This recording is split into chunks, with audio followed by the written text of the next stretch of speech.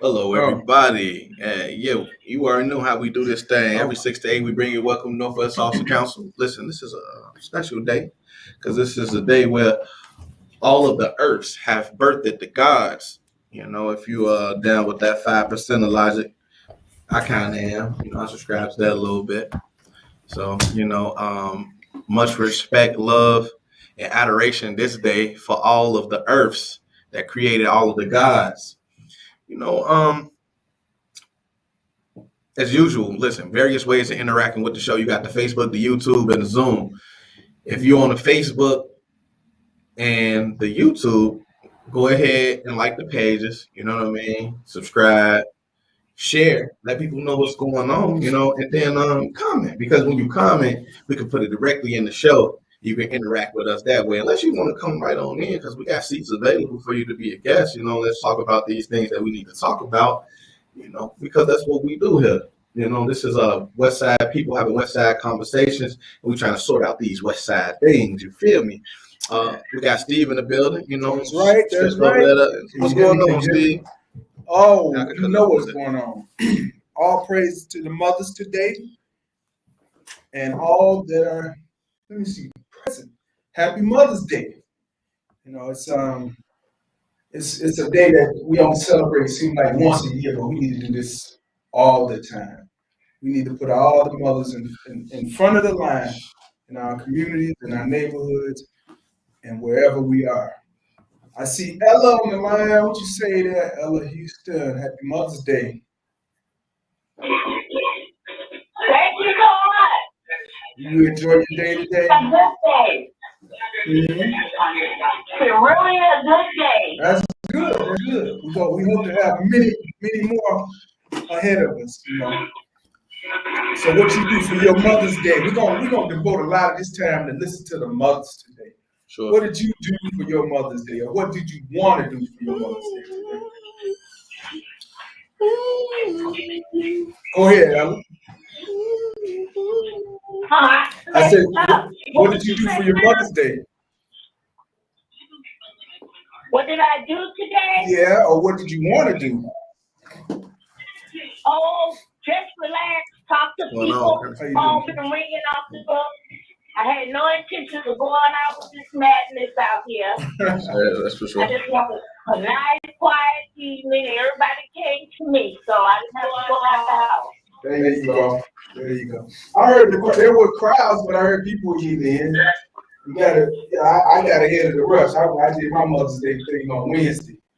I went down and took my wife out to Papa Do's on Wednesday, so we kind of got ahead. But my daughter took her out today to where they go? Steakhouse, Longhorn. She said it was quite a few people, but they got right in, so that's a good thing.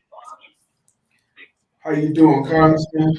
I'm doing just great. It was a beautiful day, wonderful day. Oh yeah, yes indeed. Wasn't too cold, wasn't too That was hot. good. It was a good day, like overall. Went to church, and as many people did, some churches are beginning to open full steam. Others have not decided to do so. Yeah. And that's kind of the way America is. Yeah. I go to some, they got church still. Mm-hmm. Others, I pass by, they're closed. Mm-hmm. Mm-hmm. Still doing probably virtual still. Yeah, a lot of people. A lot of people still catching it virtually.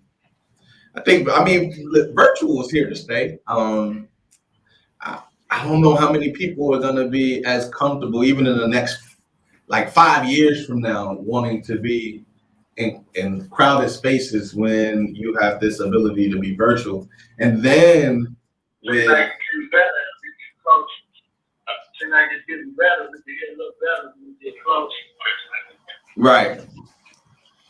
Seems like too, as we keep getting a little closer too, we keep getting sick. Right. I'll tell you that. Well, I heard they predicting this upcoming winter to be pretty bad, but who knows? This thing keeps transforming and changing. And, yeah, as it will. As it will. I just know that the list of people that are passing just keeps growing and growing. But And at this stage, I don't even know if it's related anymore. But yeah. Where the mother's at today? Miss, where you? Wait. Who on that, Miss J? No, I was looking for Miss J. She should be on. And Tamika. Oh. Hey, Steve, Andre, and Congressman. Hey, how are you? There she go. Talk to us, Miss J. How you do? Happy Mother's Day. Thank you, guys. Thank you. How you all doing today? We doing. It's your day today. I'm blessed to be here another day, another year. Yeah. Thank the Lord, I'm blessed. Yes, indeed. Yes. And thank you all for thinking of me on Mother's Day. So let me ask you, what did you do today, Miss J? What did I do today? Yes, indeed. I went to church today. Okay, there you go. And then I went out to visit with my sister out in Imperial nursing home after I got out of church. And then I came home and just chilling. Thank the Lord. There you go. That's indeed. Ain't nothing wrong with that. Miss J, I called you the other day about the Thursday thing. That you postponed it, right? You what? I mean, you were breaking up. You said what? I said your Thursday event, you postponed it, right? With Munoz. I mean, not Munoz. What's his name? Anthony. Oh, I'm sorry. Yeah. No. He didn't come over, but Uncle Rachel and Uncle Nate came. Nate. And we didn't pass out the flyers because it started raining. Yeah. Oh. Yeah. We sat down and we talked about, the block and what was going on. A couple of neighbors came and sit down and gave their story, on what was going on next to them about the other people with their loud music. And in fact, the music was going last night. I hear you. So at least you did get a sit down with them, because I saw that the weather was changing for the worse, and I tried reaching out to you. I didn't hear from you, so I figured you were busy. But nevertheless. No, but they said was coming. In fact, they're probably come one day this week. Come back. Yeah, the weather's starting to change. And I'm Nate. Right. Now if the weather's changing, it's going to be a lot of activities. They are already a lot of activities. Right. This week, I must have seen five or six events. Bill had a big event. Congressman, you had a forum this week. Oh, there are a lot of things going on. As a matter of fact, Bill had their annual dinner. And the building that they are building, of course, is moving right along. Big community center, right at Laramie and Harrison Street. So they are doing an outstanding job of putting together and managing programs for young people in the community. Last Saturday, there was another Boys and Girls Club broke ground for their new building, new center at near Costner and Chicago Avenue. Oh, yeah. And they actually announced that once this one was finished, one of the donors pledged another $3 million to build another one. So there are really quite a few things happening. Covenant House opened their new shelter for homeless youth at 2943 West Lake Street on Friday morning. Great turnout, great building. One of the best looking shelters I've ever seen for homeless youth or for anyone else for that matter. Primo Center's got a great shelter right there on Madison Street across from the McDonald's that they have opened. Okay. That is on par. And of course they service battered women and children who have been affected by domestic violence, where, you know, generally men are the perpetrators in most of these instances.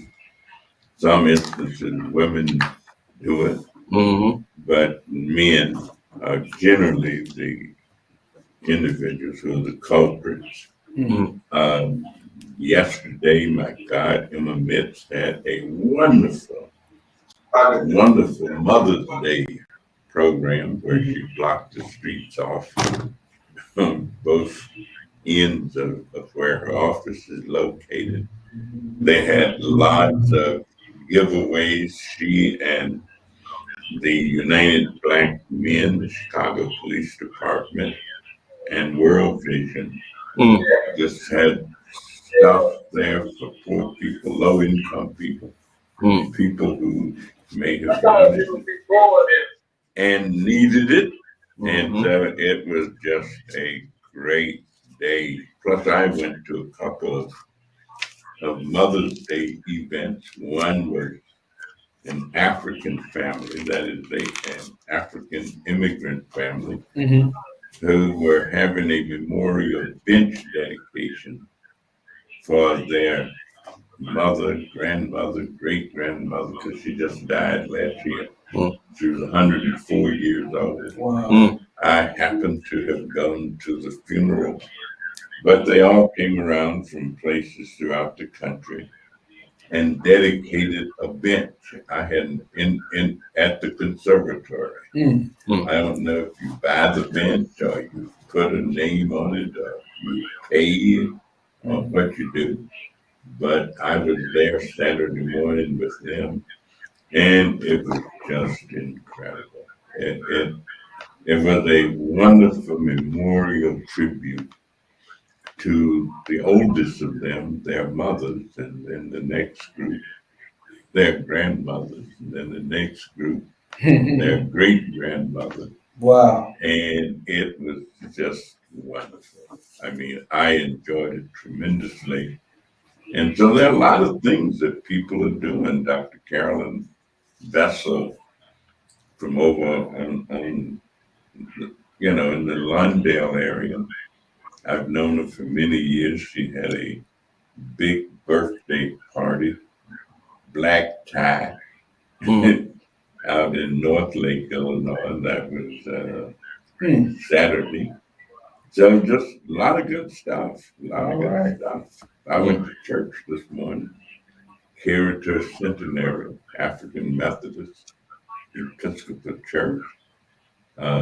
Actually, it was a good service, and one of our local residents was the preacher, and it was just great. Reverend Sparks, who used to be the pastor of a Methodist church, also an AME church down on Washington Boulevard, and now that is St. Stephen's AME Church, because their original, well, their church had burned down, and then they bought the church, and Reverend Sparks, who the longtime resident, used to be vice president of the Chicago Board of Education back when Jane Byrne was the mayor.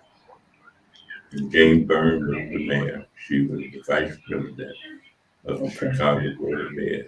That's right out for kids in there, right? Kids in It's further down, yeah. It's little the church I'm talking about was further down, and it's now the St. Stephen's AME Church. It's open. Oh yeah. No, I said Oakley. On Oakley in Washington, or is it? It's not that far down. No, it's not that far. It's it's between Kedzie and California. Yeah, because it's just in a big open field. Yeah. They moved. They had moved for some years. Okay. Yeah. The big stone church. Yeah. Yeah. Mm-hmm. So I've had a great day. Yeah, Dorothy kind of goes. Oh, it's a church day. Great day. So what you got to say, D? How'd you what did you do for Mother's Day for your family? Hey, Jermaine, how are you doing today? Happy Mother's Day to you and the Happy Mother's twins. Day. um, Nothing, man. Like I said, we did brunch. We put together my twin. He set it up and everything. He put it together. We did a Mother's Day style brunch where we had, you know, my sisters and everything. Their mothers, my mom, my stepbrother's mom was there, and her mom, and my brother's lady, and her mom, and you know what I mean. So it's just we put it together. Had bottomless mimosas. We had chicken and waffles. You know what I mean? Other breakfast food, bacon, eggs. You know what I mean? Fruit, man. It was a good time. We did it out there at my parents' place in Dalton. You know what? I was just saying, why do we have to have one day just for mothers? If everybody put this much energy into mothers every day, maybe a lot of these problems we have out here will just kind of diminish, Just Well, like most other things, Mother's Day is an idea that somebody came up with, and it became a tradition, and we celebrated. Although the woman who came up with the idea, by the time the president got around to deciding to create a national day, she really had gotten upset about it and tried to stop it from happening because she thought it was becoming too commercialized and that people were using it to sell things and do things. And she had originally thought of it as being a day that would be set aside to really promote peace, to promote peace. And then, of course, the idea that you could do more than one thing at one time. You could promote peace, but you could also honor mothers because mothers play such a tremendous role in whatever it is that our society is and becomes. That children who have a certain kind of mother, who are fortunate to have a certain kind of mother, are blessed. And then there are other mothers who intend or wish their children had certain experiences, but they just don't know how to provide it for them. I mean, they want to. I've never known people who didn't want what was best for their children, but they didn't always know how to provide it. Personally, I thank God for my parents every day. And I do so because I think of both of them in a certain way. My mother and I had a tremendous love affair. I mean, I never will forget one time my mother was sickly much of her life. And she died when she was 66 years old. But when I was a college student, she was sick one time. And I had gotten someone to drive me home to see her because I didn't have a car.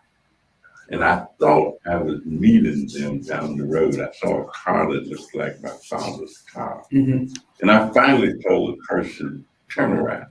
I'm certain that this was Daddy's car that we had met. And so we turned around, drove back to where I lived. And just as we pulled in, they were getting back in their car because my mother thought she was going to die.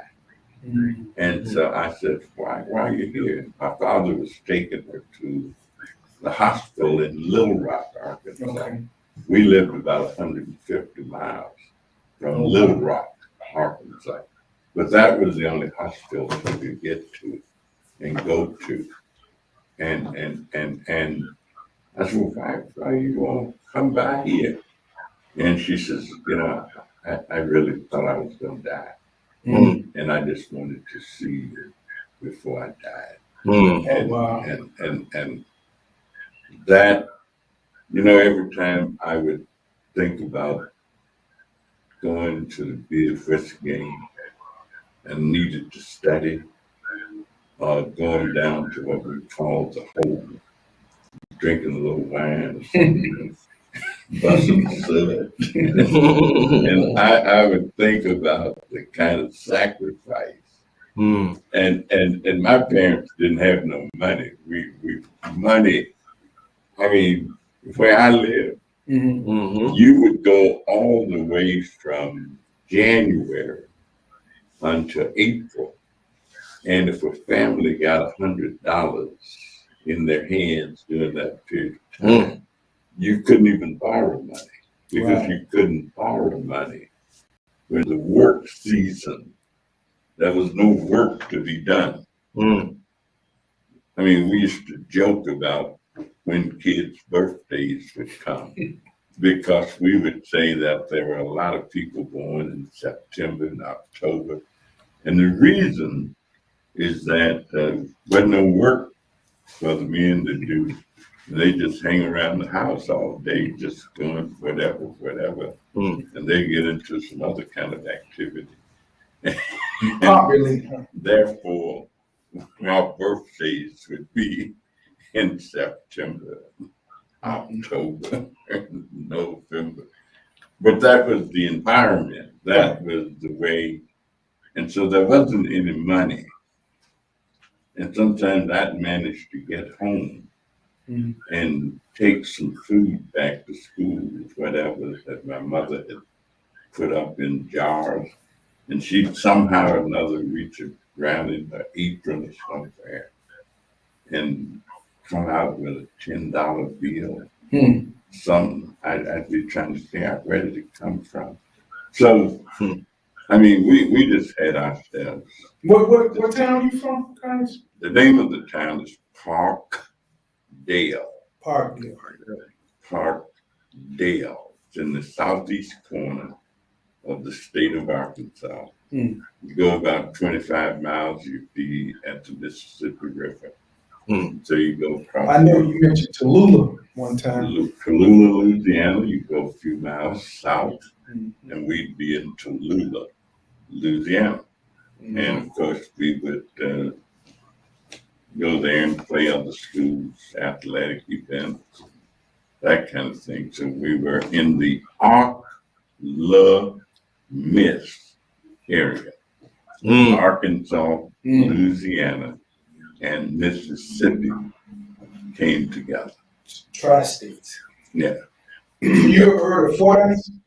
Fordyce is a great town. As a matter of fact, very famous, well-known individual, Dr. Cobbs, who started what is known as liberation theology, came from Fordyce, Arkansas. There also used to be a very popular soda called Fordyce. Oh, yeah. But I'm not sure it was connected with that town. But it was a very popular soft drink named Fordyce. Yeah. Some of my in-laws, they're from Fordyce, Arkansas. But I can only imagine you had to go all the way up to Little Rock just to go to the hospital.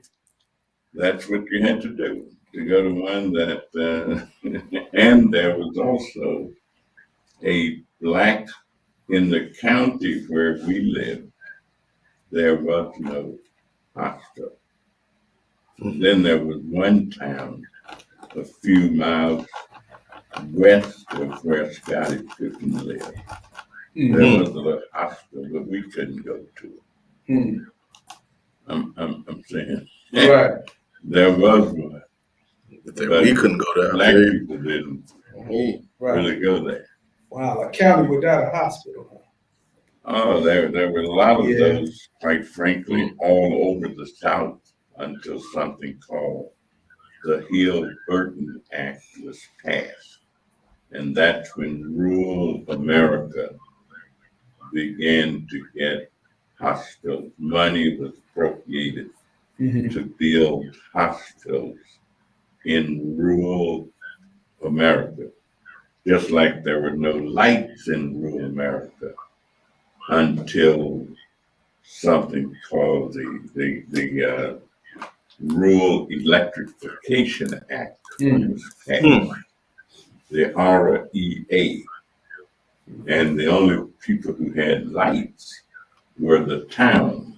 I'm saying if you lived in the rural area, you didn't have any electricity. You had coal oil lamps Mm. and that kind of thing, and lamp globes. And so you know, right now in many parts of rural America, there is no broadband. I'm saying Mhm. people can't connect Mhm. Yeah. to although Mhm.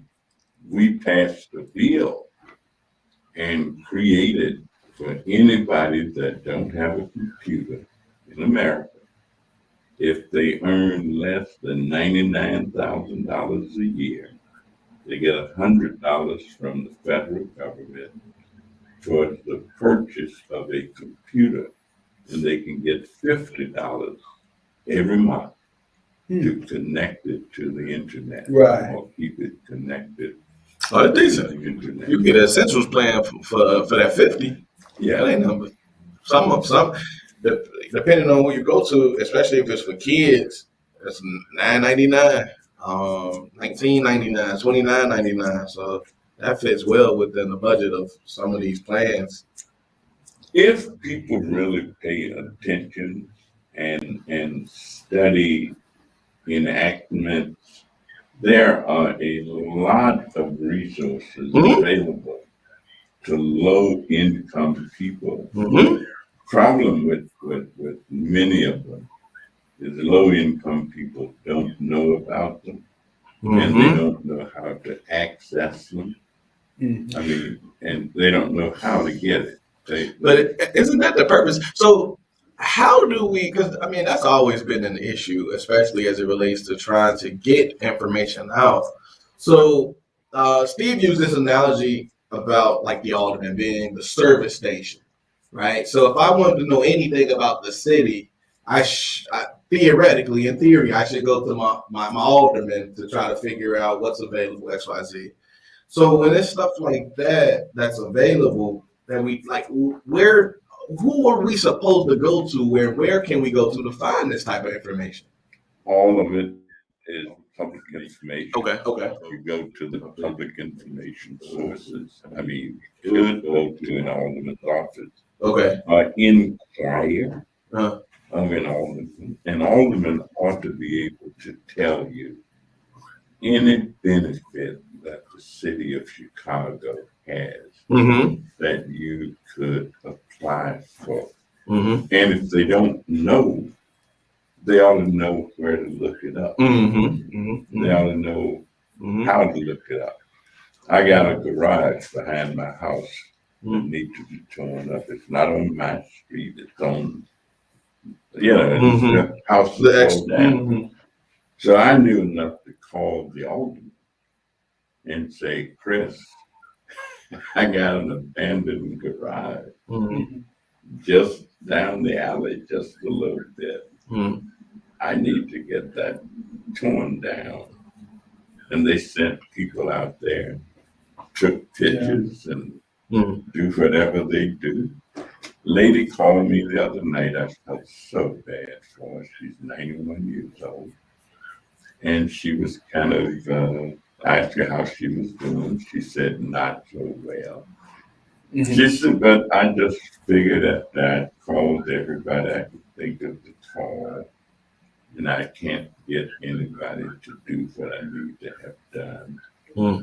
And she told me her porch has fallen in. Mm-hmm. And she had to come out the back door Mm-hmm. to get out of her house and come around through the alley to walk out to the front. And she said, I was a precinct captain. And I did a lot of things to help a lot of people. Mm-hmm. And she said, here I am. 91 years old. And I don't have any money to get this porch fixed. And I said, well, I don't know if there's any city program that will do that for you, but I'm going to call your alderman and see. And she said, well, he ain't gonna help me. I'm like, yes, he will. I say, she said, I used to walk the streets with him, knocking on doors with him. I can't do that anymore. So I am going to call for alderman tomorrow and see if there's any city program that might. I mean, I just felt so bad. They do have a porch program. Yeah, they do. But I think it's usually at the beginning of the year you have to apply for it or something. Yeah, they do. And then I know the county actually released a program about 30,000 to help with any damages that might have been incurred during the pandemic. You know. Yeah, So, but I'm going to try to do that. I don't know if I'll be successful right. or not. Right. But I'm also, I don't really have the time and Right. Oh yeah. Oh yeah. back and forth that social work Yeah. requires. Yeah. Yeah. Understood. I Yeah. try and Yeah. tell people that as far as my ability, I'm going to give them someone on my staff Right. that they can work with, because I'll be leaving Mm-hmm. and I'll be in DC the whole 4 days. And so, and then of course there are people who think that I'm putting them off. Yeah. Or sometimes I'm able to actually do that back and forth that is required and necessary to get whatever done. And then they generally call and they are so gracious and they thank me, and I feel good about it. But I know that there ought to be a better, more effective way of doing it. I just can't do social work. Right. You know, when Steve and I was doing the 40 blocks, one of the things was about, communicating. One of the principles that we founded on was just communicating. One of the things that we said that we would like to see for every block is just people coming out once a month and having a discussion with each other. Right. And then during that discussion, though, you're doing needs analysis. Okay, do you got anything wrong with your home that we could, be able to share with? Do we need stop signs and I can't think of the road bumps. Yeah, speed humps and traffic circles. How Better the lighting. kids, you have kids in the home that might need some, and if you could take stock of that, and then you could go and then you could say, this is what we're if you got that relationship that we always talk about building with the political person, the person that knows the resources, then it's that much easier. That's what we was thinking. And was it the would easiest work. way. Yeah, If it. If it could get established. Yeah. And Yeah. I'm excited right now about something that a friend of mine who lives in Las Vegas, Nevada, called me up and said, I'm part of a faith group called City Serve. And we provide commodities to low income people. He says, would you all think about maybe doing that in Chicago? And I'm sure that there are some people who do that in some way. But we decided to organize a group, and it's anchored at Reverend Johnny Miller's church at JL. And we've created ourselves a board of directors. We've got a 501c3 tax exempt status. And we are planning our first event for Juneteenth Day. Mm. What the event is going to be, we're going to get an 18-wheeler truckload, Mhm. 2 18-wheeler truckloads full of commodities that are going to come from California. Mm. But we've got to pay $7,000 for the transportation. Mm. And we actually have generated $7,000 that so we can get 5 truckloads. Mhm. Start off with 2 truckloads. And we are going to give away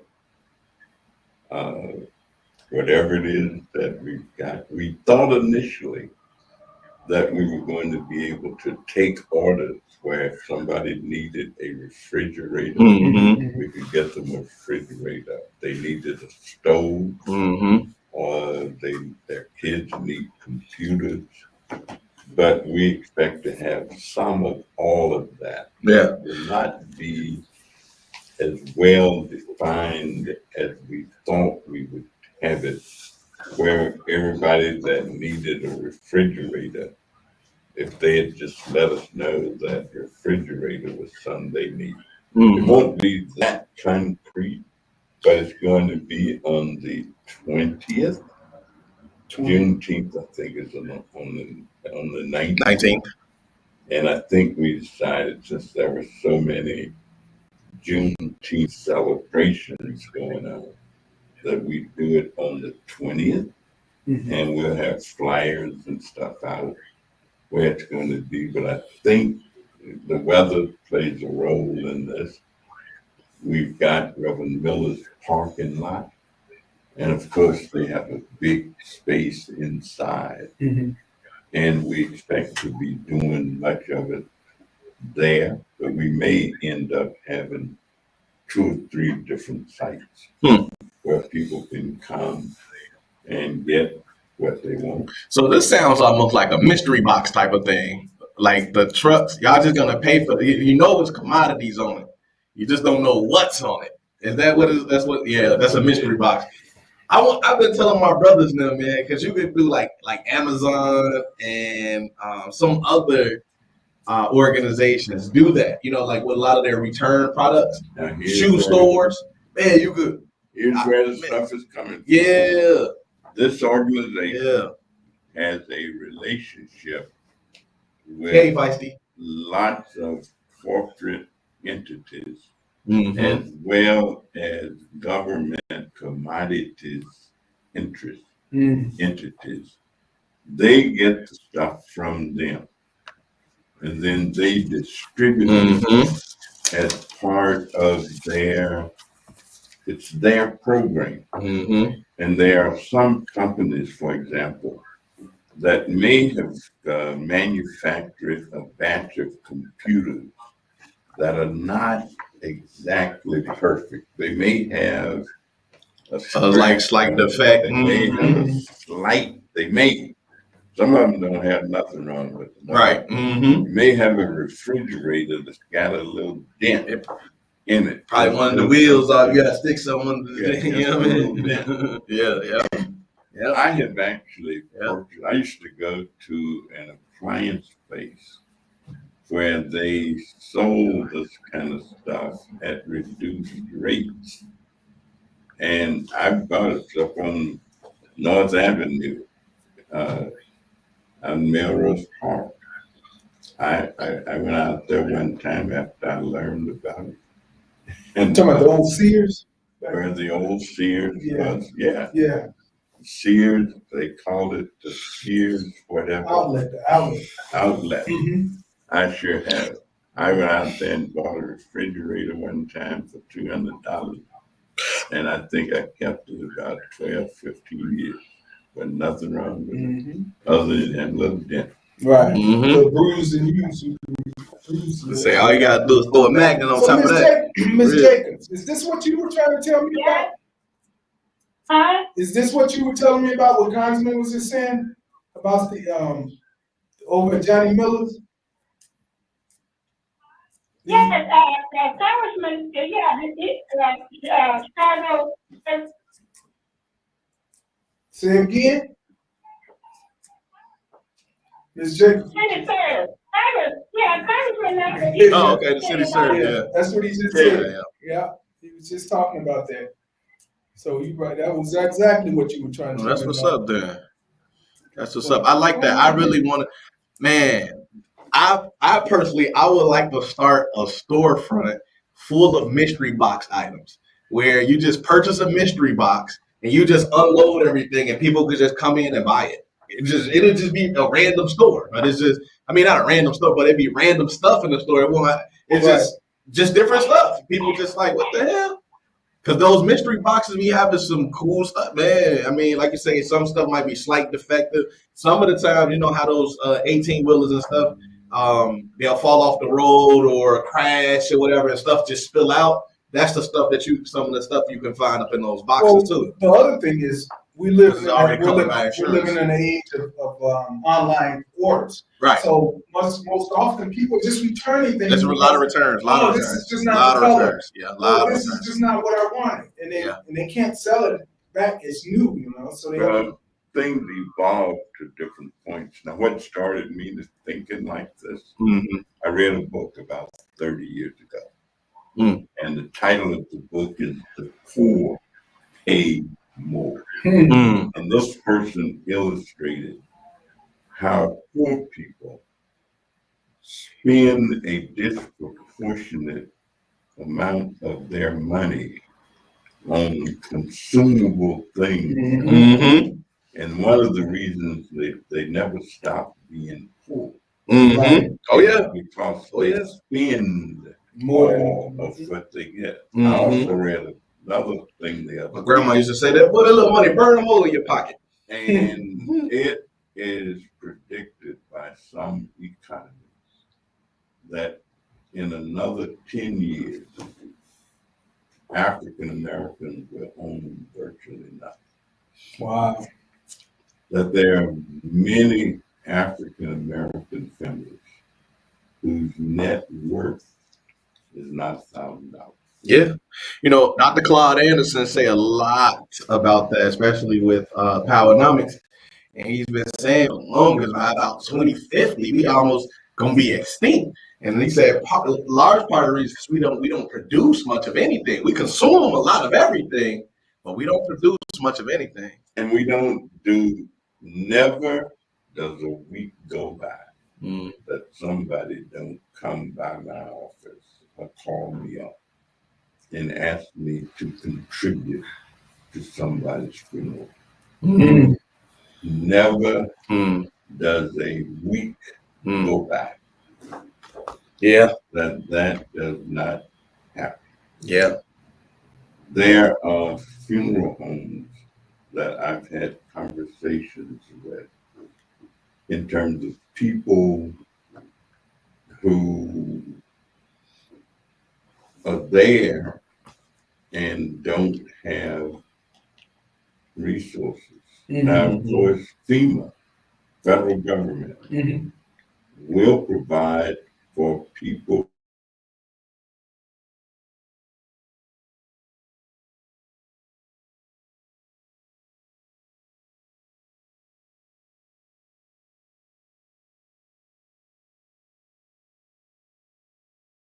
person's death was caused by the pandemic, and they don't have resources to bury them. You can get enough money to bury people with FEMA money. Right. But lots of people are dying, and it's not Related related to the virus, and virus, they just don't have any money. And they lay in the funeral homes or in the morgue until some generation of the money. But so we're not teaching enough, I guess, in terms of, we're making too many excuses in terms of people not being taught. Yeah. And I've been trying to get monies appropriated for parenting classes Mm-hmm. and money so that to just educate people on parenting skills and what shall I tell my children who are Black? Margaret Walker, a woman, wrote a poem kind of like that. What do I teach my children? And of course, certain values and just information. I always appreciated my father because he always had these little tips on how to navigate through the world. Mm-hmm. And somehow or another he picked this stuff up, and he was a storyteller, and he would tell you stories about somebody, like he used to tell me about a guy who was so lazy until he just wouldn't work, and he was going to die, and they was taking him to the graveyard to bury him. And so he'd pass somebody's house. Where are you going with John? They said, we're going to take him and bury him. I said, well, I got some food. I'll give him. John would rise up and say, yeah, I heard, is it cooked? They said, well, no, it ain't cooked. Hey, Congressman, I just got a question. Somebody said, Yvonne said she could teach parenting. She said, but is there some funding for that? Or is that something you're trying to get to? There are some programs. I'm the champion of something called MAGV, and that's really a home visiting program. Mm-hmm. It's related to maternal health, and there are programs that exist, but it's health. Mm-hmm. And when you're teaching, you can include a whole lot of different things. Mm-hmm. Absolutely. What you teach, absolutely, no matter what it's called. Absolutely. I'm saying, when I taught school, we made our own books. Right. Because I had kids who really wasn't into the traditional stuff. And we would make our own book. We create our own words. Then we create definition for what they meant. So there are minor resources to do that. But we're trying to get a different funding stream, that is a program that is codified, and each year you put money into it. It's minor.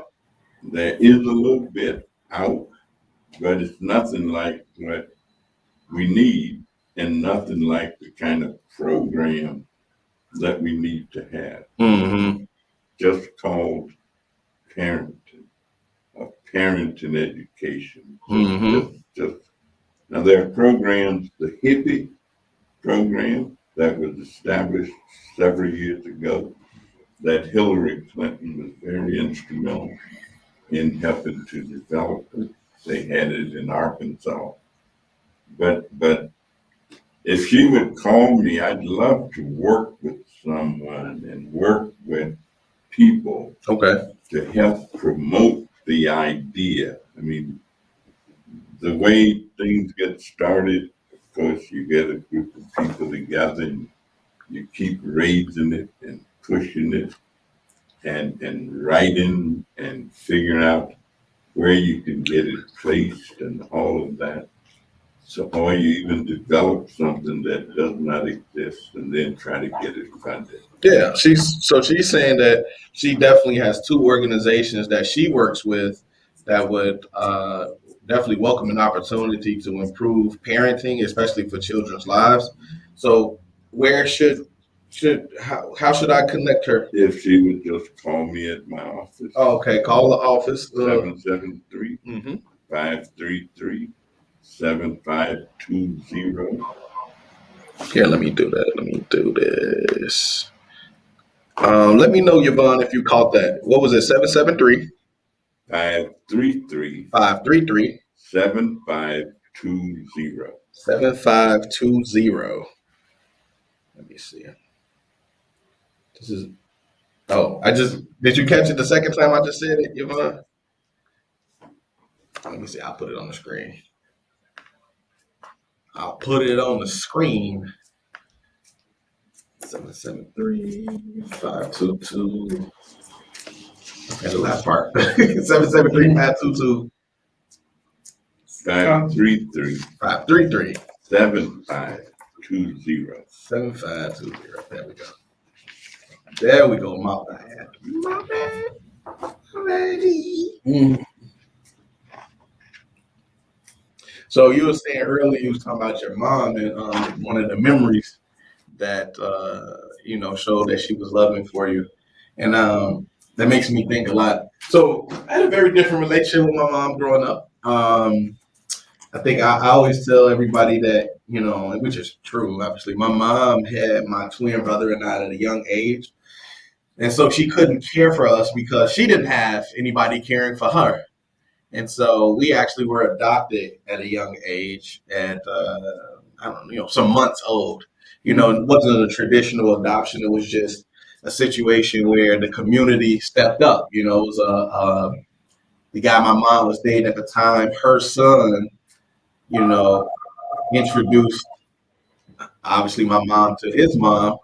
And, she just took a liking to us and she said, I'd help you. I always tell people that, and that's where the source of my community involvement comes from. Like, it's a real genuine place because I see what we can do for each other as we work with each other to really build community and improve the lives of all of us, especially We're when we're also selfless. trying to get adoption tax credit increased so that That would be beautiful. individuals who adopt children can get more federal economic assistance.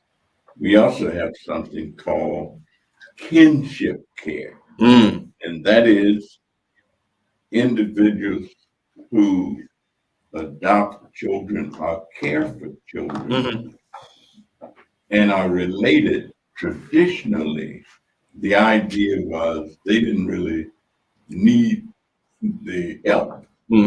And we've made the case and continue to make the case that among Black people, just because they adopt children, it does not mean that they have the economic wherewithal to do so.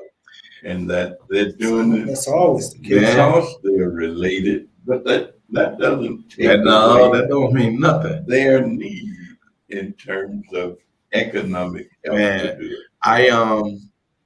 it. So Annie Jones, that was the matriarch of the Jones family, the woman that took us in. It's my angel, my proof of God's existence. Because there's nothing more godly than that. You know what I mean? To care for somebody like they own. To me, I wish we all had love like that for one another. But she definitely took us in, and it made me. If I wanted to start a non-for-profit, I actually wanted to focus on a non-for-profit for people that have been adopted. One, so that they can get help with mental health resources, because that was a struggle of mine when I came back to my mom and ultimately to the West Side. It was a big struggle, because we didn't have the best of relationship, not really understanding what happened there, so to speak, and then, this part that you're speaking about, being able to help people financially, because I watched that woman and she was an older woman, had to be obviously in like 60s or so, man, drove cabs, she had a home rented out the basement, but I would see her fixing toilets and floors, man, a strong woman, strong Miss Annie Jones, strong woman, and she really, I would say, like she birthed the how you call it, like the resilience in me. You know what I mean? Because I saw that, you know, and I saw the help she did not have, you know. But like for my own mom though, the thing that I was so again, my mom was from the streets, you know what I mean? So I never forget this one time when we lived on Pine and Huron, and we used to go to the store up there on Chicago Avenue. It was right on the corner of Chicago Avenue and what both Pine, Chicago Avenue and Pine. And the Stones used to be up there all the time, man.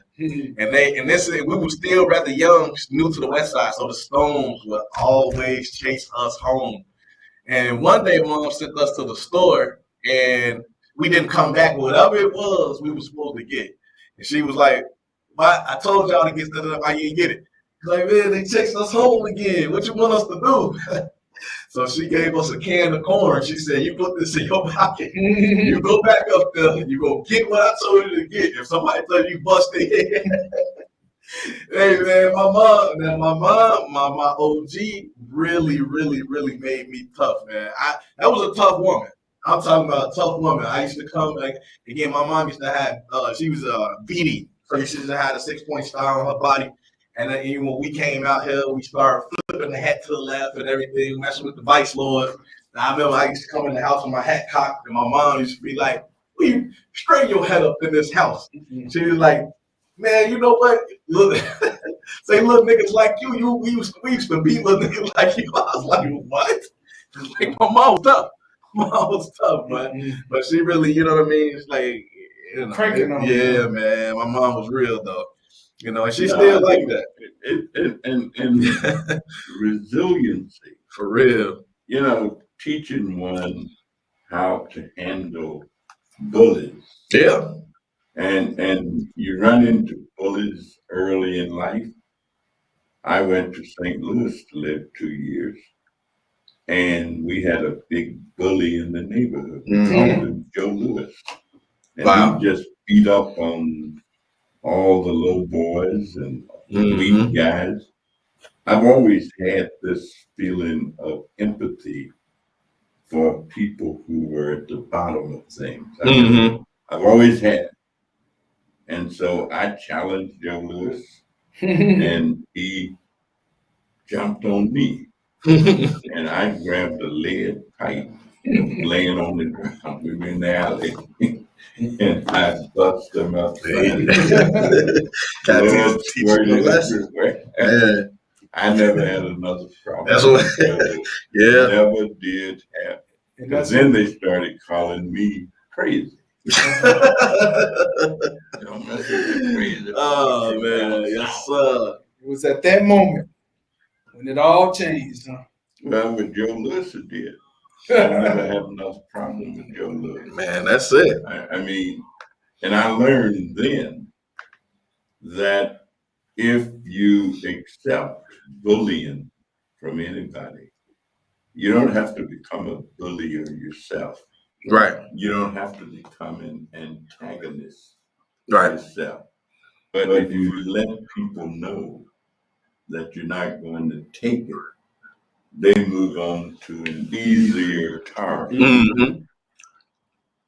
I have a bill we introduced promoting anti-bullying. And that's a problem for many children. Oh yeah. School. Yeah, it is. Yeah, it and is. The bullying can get so bad they don't want to go to school. They won't go to school. They'll stop going to school. And so we have to use all of these mechanisms and vehicles to change things. Yeah, and it's a lot worse now, especially like with the internet, with the cyber bullying. That part is a lot more difficult. You know, I graduated in 2005. I mean, and technology still wasn't as prevalent then, but I can't even fathom how it would be if you were also physically bullied, but then cyber bullied. You know what I mean? On top of it, I couldn't even imagine it because it was. I mean, it's always every era has its thing, and it's always rough. You know, but man, now kids commit suicide. Man, that's what I'm saying. Now, yeah, man. They don't know what to do. They don't know how to tell their parents that somebody got them petrified. It ain't fun. telling your parents somebody beat you up or somebody scared you or whatever. I mean, what's your problem? You're a weakling. You're, Like I say, my OG made me go outside every time. Every time I go back out. I remember third grade, I used to get punched in my nose every day. Every day I used to go home crying, blood dripping. Every day, Mom, what's wrong with you? You gonna keep letting people hit you? You gonna keep letting? No, and then that one day, hey man, listen, I can't do this no more. I dropped my book bag. I was him and all his guys. Hey man, we're gonna have to do this thing head up, however you want to do it, because you can't hit me on my nose no more and take off. And besides that, you were running out of canned goods, weren't you? Nah, this was before that. No, this was third grade. This is when we first came. Like this third, fourth grade, because we came out west to Austin. I was about 8, 9 years old. So I was about third, fourth grade. This was then. We was more or less 10, 11-ish when we came on Pioneer Huron. Mm-hmm. Yeah. It's interesting we're talking about education in the sense because I'm going to spend a couple hours tomorrow morning with the students at the Chicago Jesuit Academy. Okay. In the 1500 block from Jackson Boulevard. And the interesting thing about this is obviously a Catholic school, but it's also tuition free. Tuition free? It's tuition free. Oh. Anybody who's got children that age and you're not satisfied or happy with the school that your children attended, and I don't think there's anything more important than having your children get the best possible education for them that you can generate or create. And so they've got a young principal over there. Is it a work program that they're doing? It's a work program that they do. Right. And as they get older and older, now the high school kids over there, they got the work program. Okay. The work program, I have been very fortunate to work with, there's one work college in Illinois, Blackburn College. And the money that their students were earning, they had to pay income tax on it. It was being viewed. I worked with them and got that provision changed. Yeah. Well, that's not considered money for income tax, but it's part of their tuition. Right. And part of their education. Before we did it and got the law changed, that's not what it was.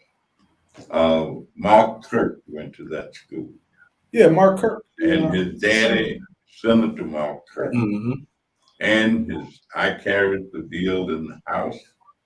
He carried it in the Senate. His parents also went to that school. Really? That's how he went. But the work study concept is a great one because the kids who go beyond Jackson, they get jobs if they don't have the tuition to pay. They get jobs in lawyers' offices, in doctors' offices, in hospitals, in anywhere. And so if kids are interested and their parents don't have the money to pay the tuition, they can work and pay their own tuition. Yeah, and that's a great option. Most people who get corporate jobs, working for corporations, they get them as a result of internship. Right. Oh yeah. And so if you get an internship at General Motors, whatever, generally somebody is leaving every year. Somebody retires. And that's when job vacancies occur.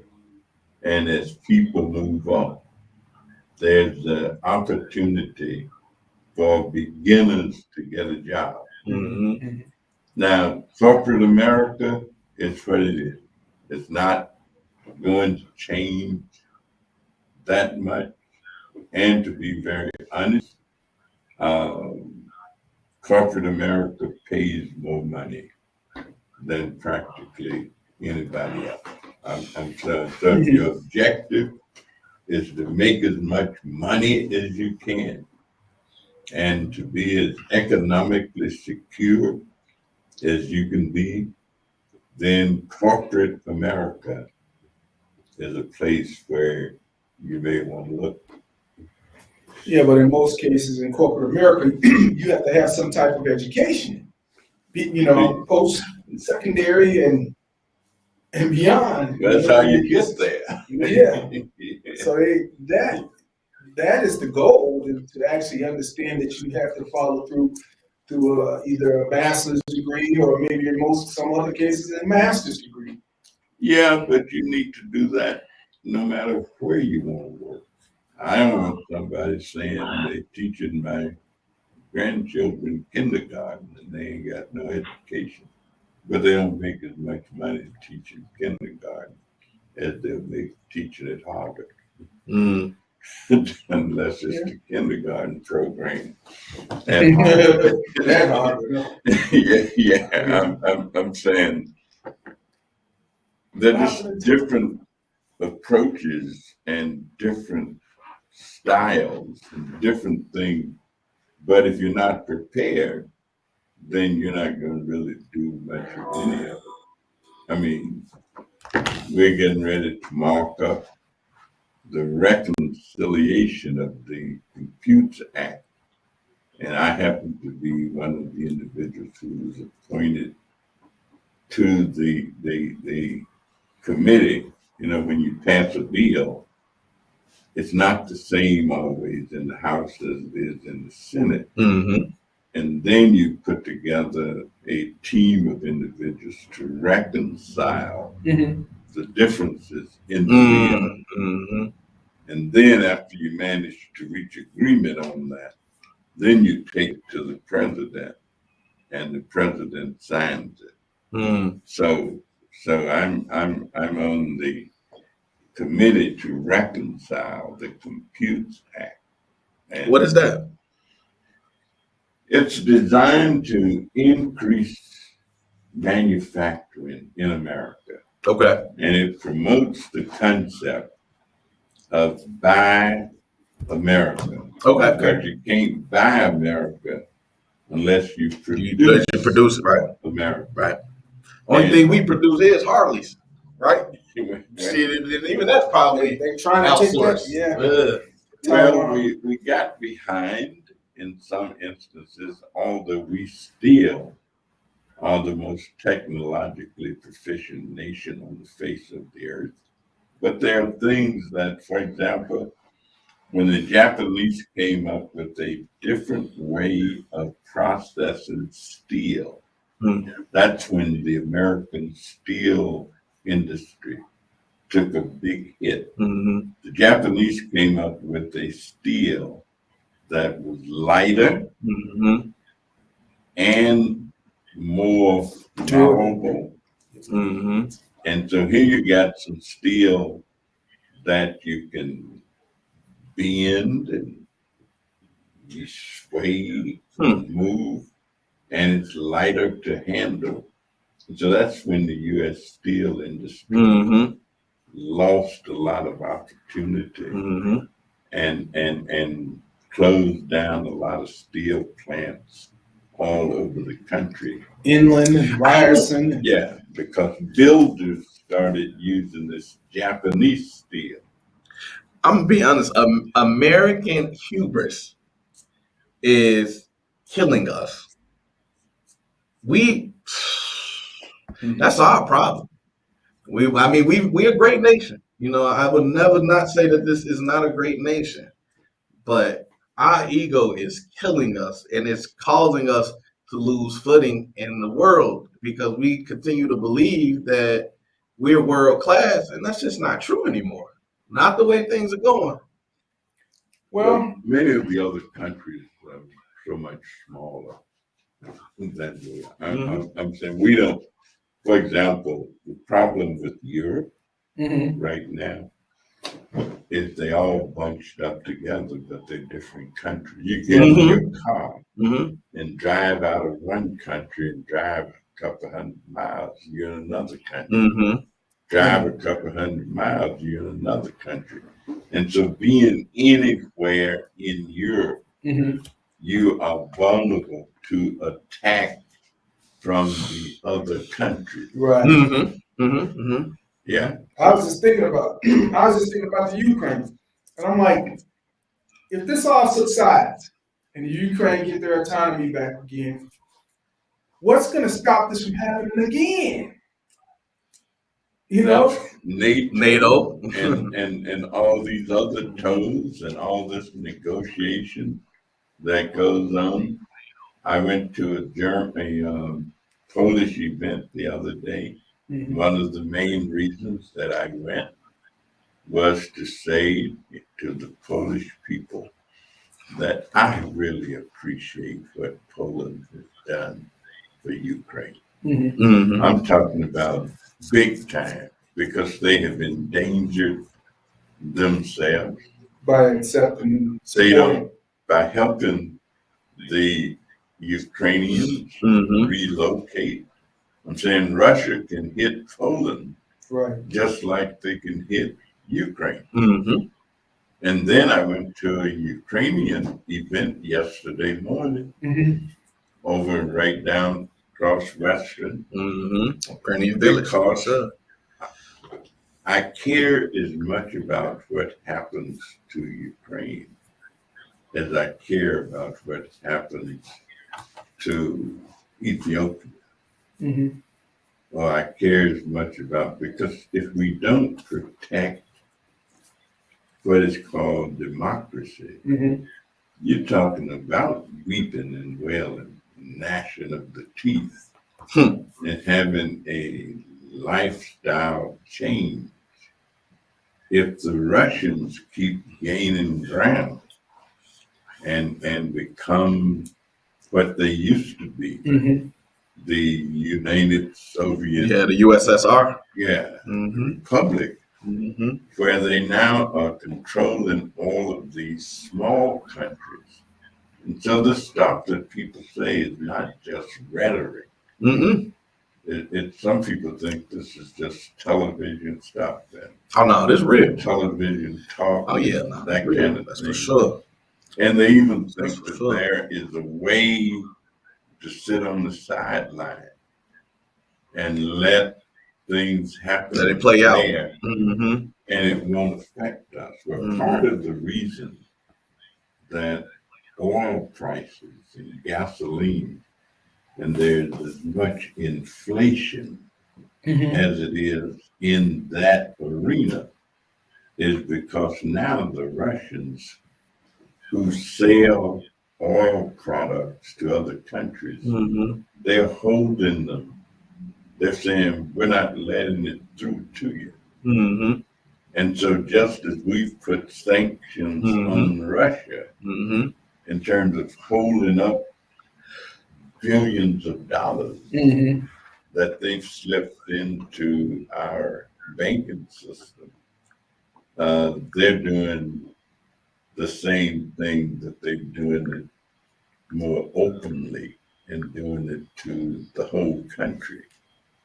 And so, yeah, we're in a pickle in terms of what to do. And that's why the government, the president, and the cabinet, and people who make those kind of recommendations are saying, let's be cautious. I mean, we can't just fly over or send some missiles and hit Russia. We can't let them say that we've declared war on them because we have not. Right. But so it's tough. Everything's a trickle down in essence.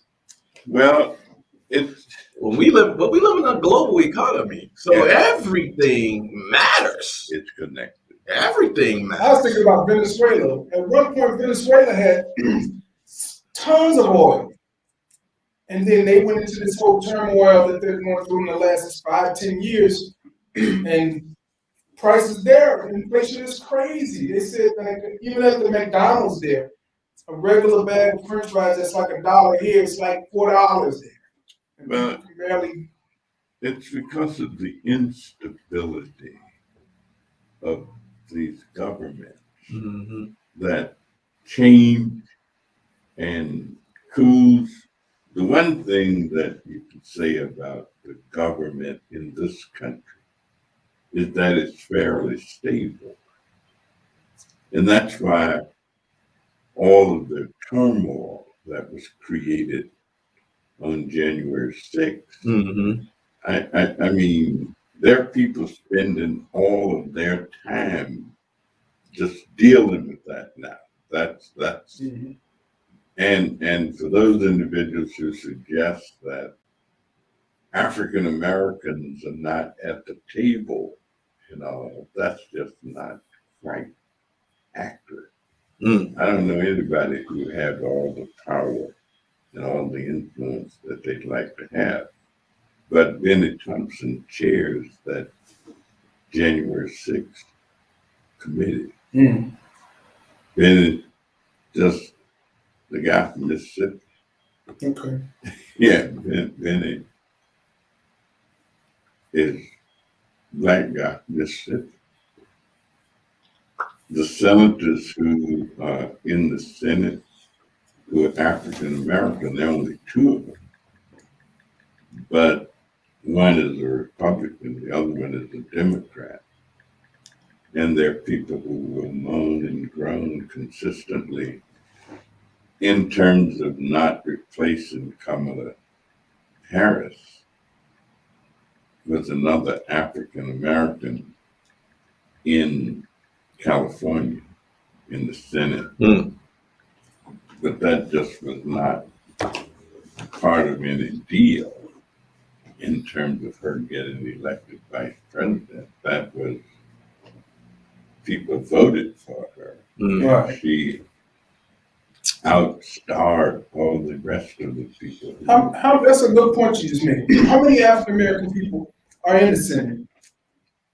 3 Just Damn, that's it? in the Senate. Yeah, Yeah. that's it. Just 3. Generally, there wasn't none. Yeah. I'm saying Yeah. Damn. Yeah. Sarah One Mosley Bryan was the first black woman right. to be elected to the Senate. And Vice President Harris is the second black woman to be elected. Tim Scott was appointed first. He's a Republican from South Carolina. We've worked closely with Tim Scott on sickle cell. I'm the guy in the sickle cell business who introduced the Sickle Cell Prevention and Education Act. And we get it funded every session of Congress. And we're still needing to do a fair amount of research on sickle cell. My partner in the sickle cell arena is actually Dr. Burgess from Texas, who is a physician. And even though he is a Republican, he's very helpful when it comes to health issues. And not only does he co-sponsor stuff with me, but he's co-sponsored health bills with Bobby Rush and other people. But no, those Damn, just 3? Yeah. Well, Illinois. let me go ahead. Yeah, Illinois, from electoral vantage points, you got to say that we've made some serious process, and we've made serious progress. I think we don't pay enough attention looking at it. I mean, the lieutenant governor of Illinois is a black woman. Now, if something happens to the governor, guess who becomes the governor? Mm-hmm. Mm-hmm. The Oh, way yeah. Pat Quinn got to be governor, something happened to the governor. Mm-hmm. Right. And what happened was the governor was impeached. Mm-hmm. Then Rod Blagojevich was impeached. Right. And Pat was the lieutenant governor. And he got elevated. State's attorney. Mm-hmm. State's attorney in Cook County is Kim Foxx. Mm-hmm. The number one criminal law enforcement person in the state. Attorney General. The attorney general, the black guy, Kwame Raoul. Raoul, right? He is for the whole state of Illinois. Mm-hmm. Now let me ask you this: when President Obama was a senator, was he the only black senator at the time? I don't think he was. I think we had Oh, I think Tim Scott was there. still there, Mhm. but he's out of South Carolina. South Carolina. Tim Scott was appointed Mm. to the Senate. Then he won a Senate seat. But initially, he was appointed as well.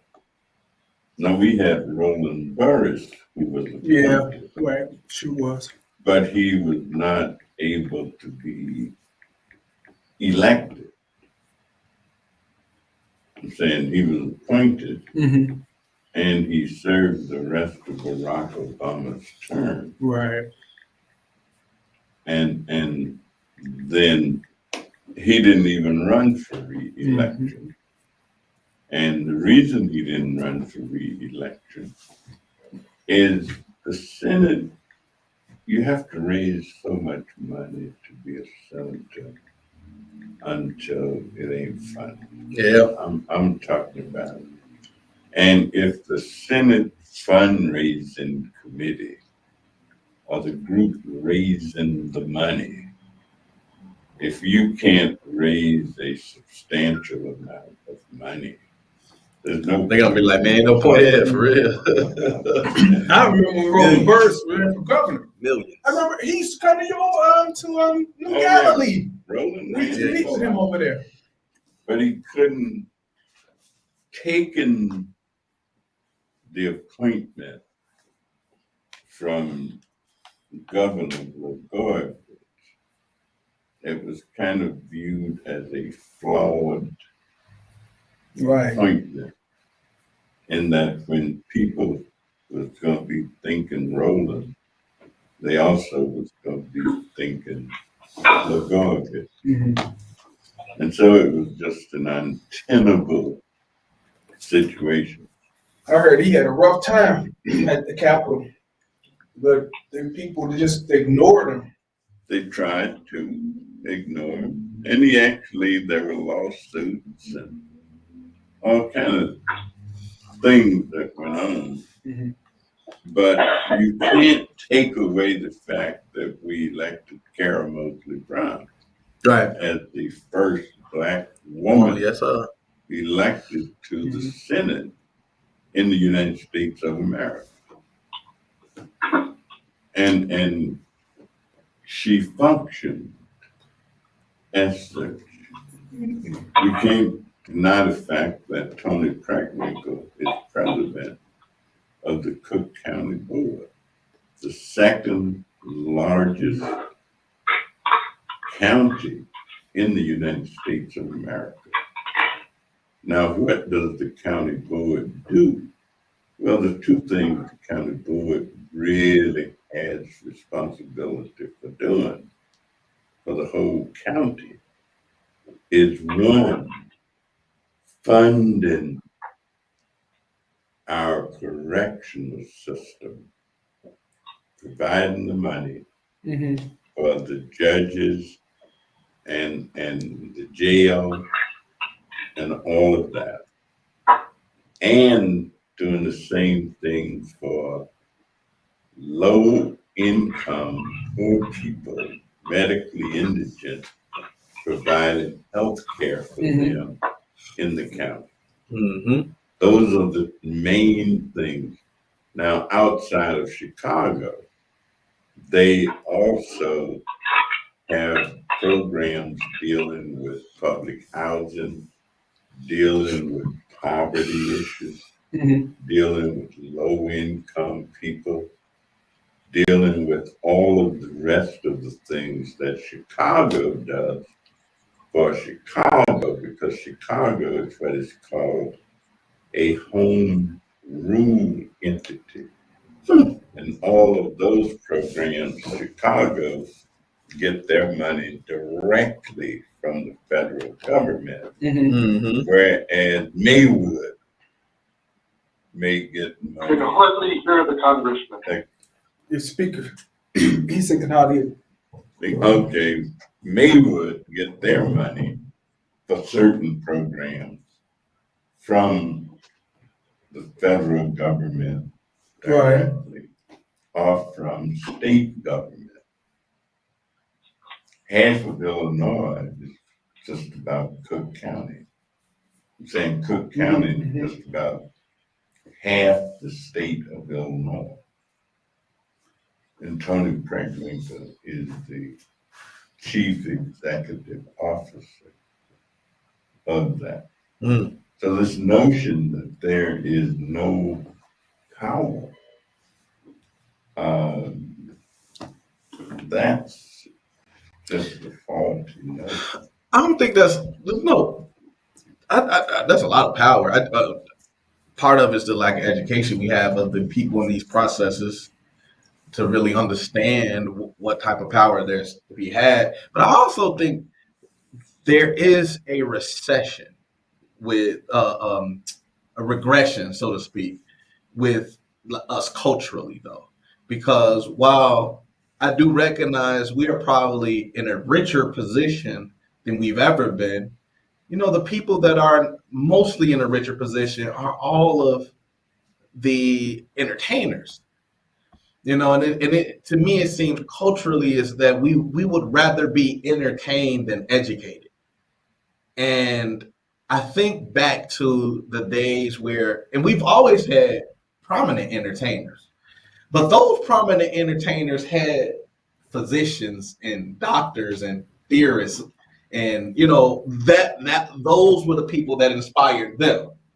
And so I always talk about this need to really elevate our intellectualism. Like, we have to put that on greater display and let people know that it's okay to be smart. It's okay to be quote unquote, air quote, a nerd. Nothing wrong with picking up a book every now and then. And I'm trying to figure, how do we get to that Nothing wrong with space? getting good grades. How do we get to that space? I think there was a period when people felt that someone other than them were going to make ultimate decisions. And so they gave up a lot on intellectualism. And as a person, who's lived, when I was a kid, there were kids who made fun of me because I read books.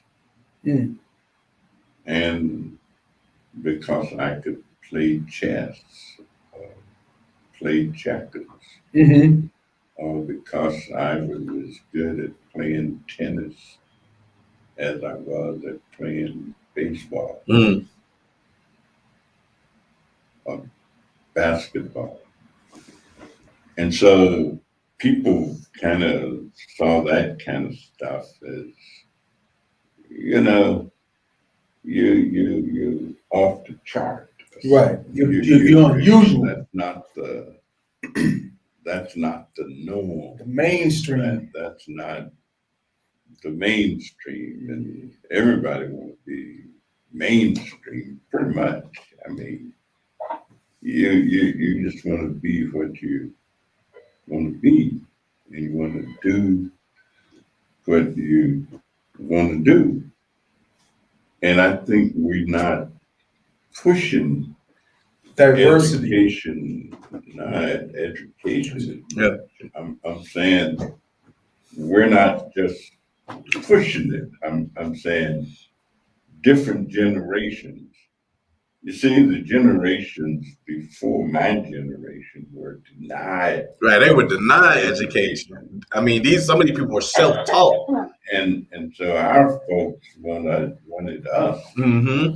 to get this education. They Mhm. drill it in your head. I mean, they tell you if you learn something, nobody can take Right. that away from you. You know, and that's why I was saying with Miss Annie Jones, that raised us.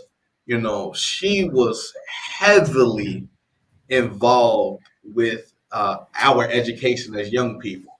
You know, I mean, to the point where we got in trouble. We had to read books. I mean, we had to sit down, write in cursive. You know, do the timetable. She's there before we could even play. You know, and then as I got older, she would always, hey man, go get that lambskin. You know, she always called lamb, go get the lambskin. Same things that they can't take it from you. Know, of course, and she was your generation. That's what she came up on. So that was always in my man. Let me go get this. I mean, I always joke. I wish the only part because I wish she had it's told me how to pay for it.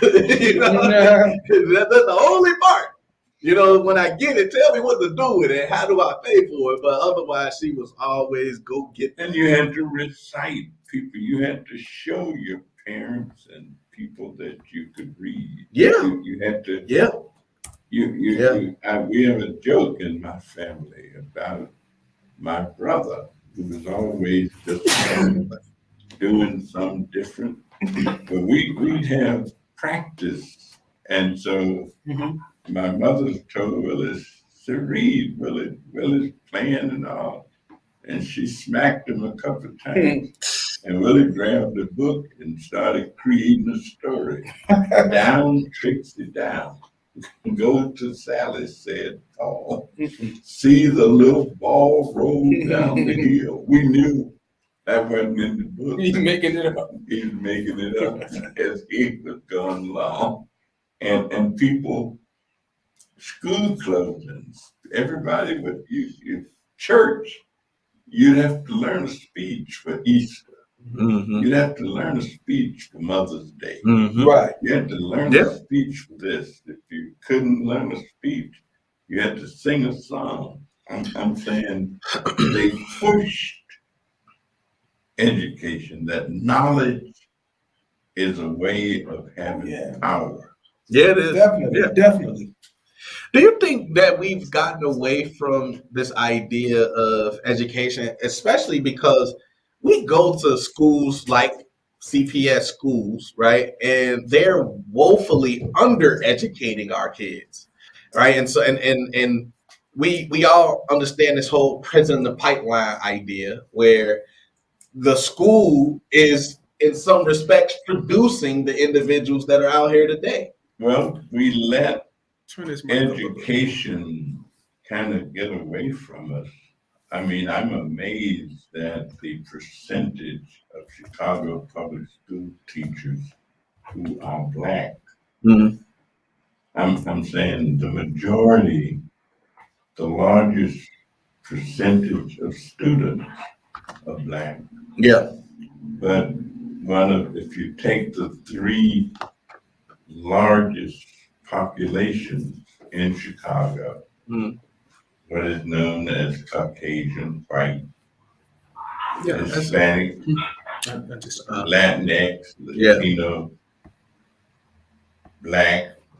Well, Blacks used to have a larger percentage of the teachers in the Chicago public schools than we have right now. Than we have right now. Now, all these theories, you can't be what you don't see. They look pithy sayings, but they also carry some weight. Absolutely. I mean, absolutely, they carry some weight.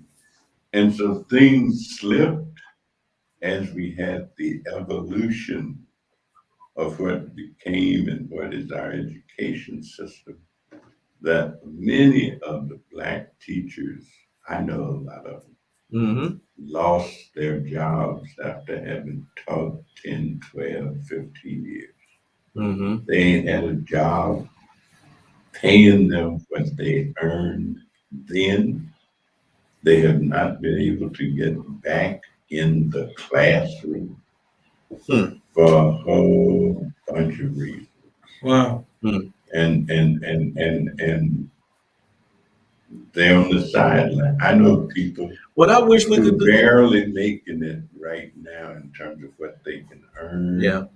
And what they would be earning if they were still school teachers. That's odd. The honest thing about that, one is that it's like 11 million jobs available right now. Now, I know most of them may not be school teachers, but that's 11 million jobs available right now. And then the second thing is, with the non-for-profit opportunities that we have available, let's just say in education, I don't understand how a person wouldn't just want to create curriculum and go teach. Well, what happened is that the individuals who got the opportunities or who took the opportunities to create the alternative system, Mm-hmm. not many of those are African American. Mm-hmm. And so other people took the opportunity. We seemingly have not been as commercially orientated as other groups. I saw people out today selling Mother's Day Mhm. flowers and so and so. Mm-hmm. Now, guess what? I did not see Wasn't us. I did not see one Black person. Mm-hmm. But every place I went through the community, Yeah. there were people Yeah. selling flowers and candy and Mother's Day this and Cards. cards and people were running to purchase them. Because I only saw one Black vendor out doing that, and that was at Walgreens at Laramie and Madison. I think it goes back again to we have lost the sense of diversifying what we are about as a people. You were talking about when you were younger. When I was younger, all the young kids would be like, well, I want to be like Dr. J. I'm going to be a basketball player. And I would sit back and go, it's only X amount of people going to be on a basketball team. You know, we only got X amount of teams and the league isn't that big.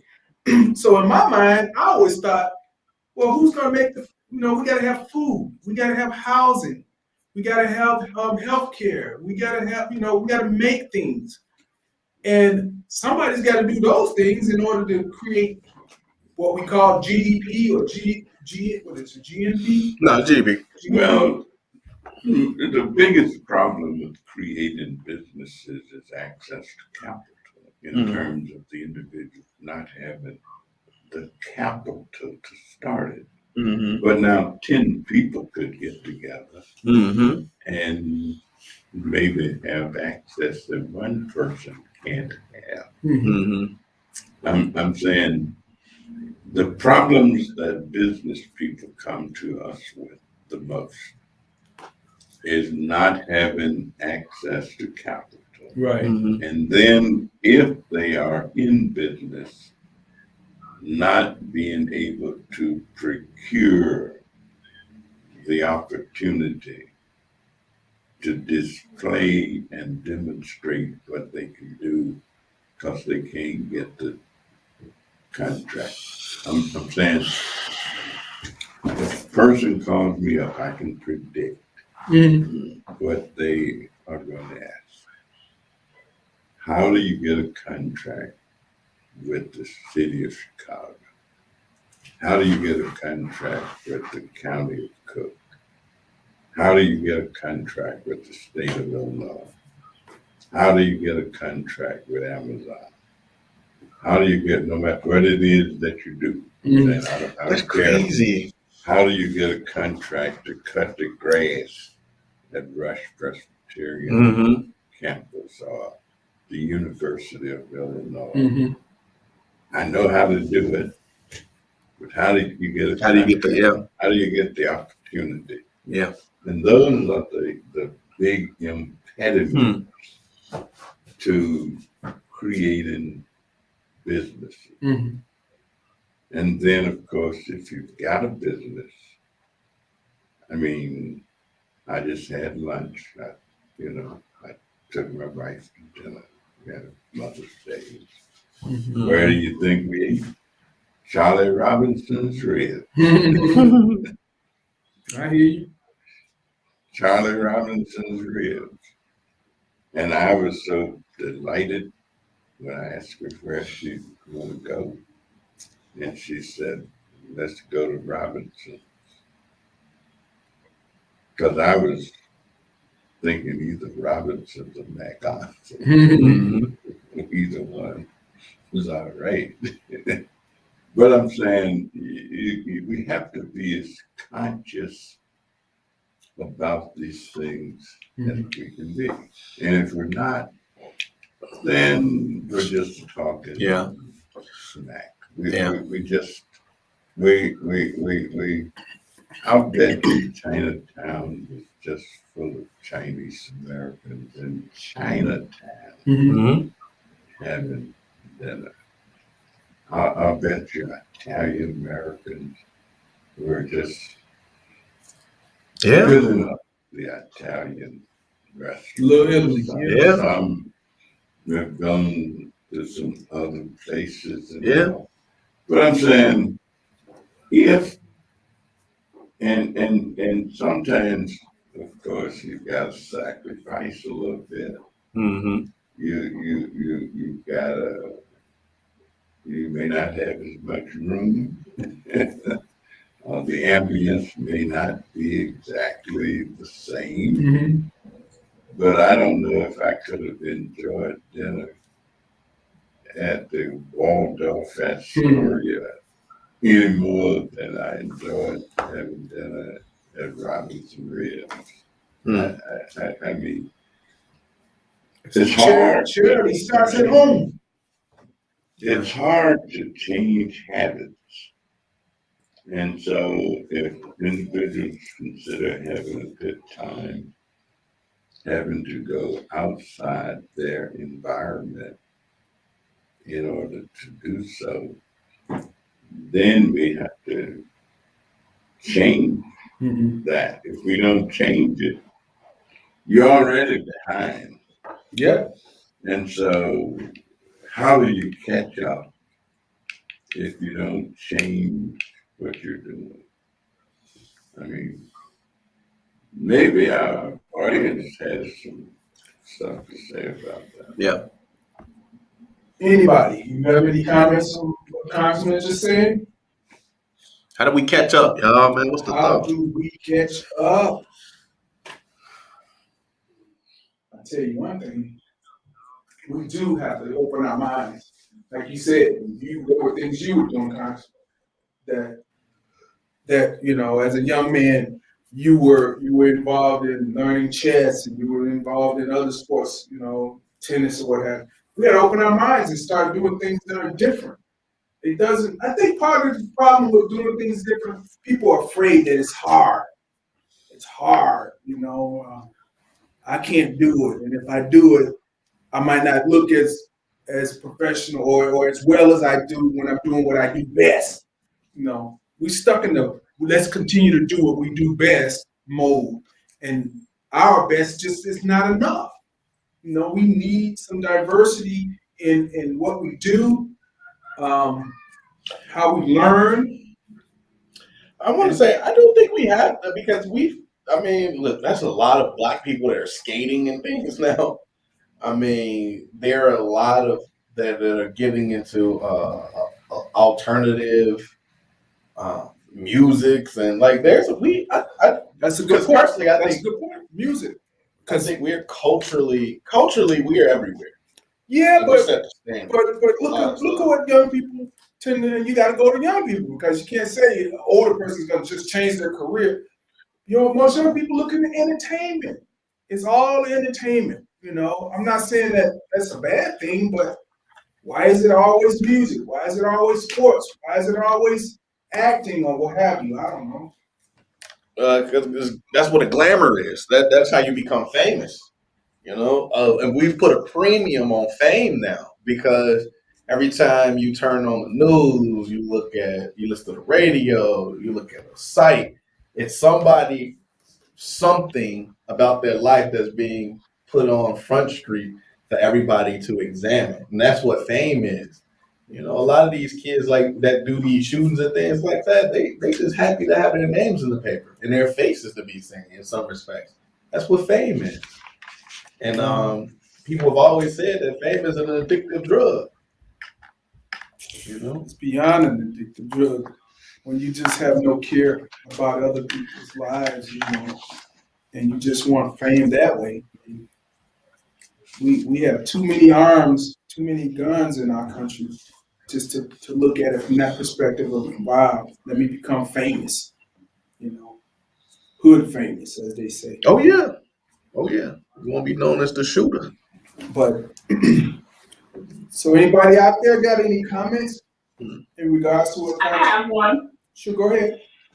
So Mika. So I don't remember exactly where I saw this information at or how accurate it is, but they were talking about how in minority communities there is more push on like entertainment type of programs and less push on like STEM programs.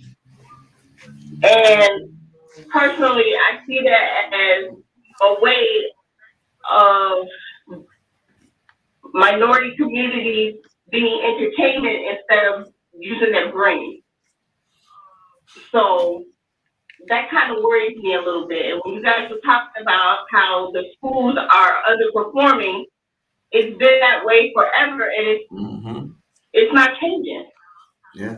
So as a community, like what we have to start being able to change the policies. Like I always say this, like, but we don't.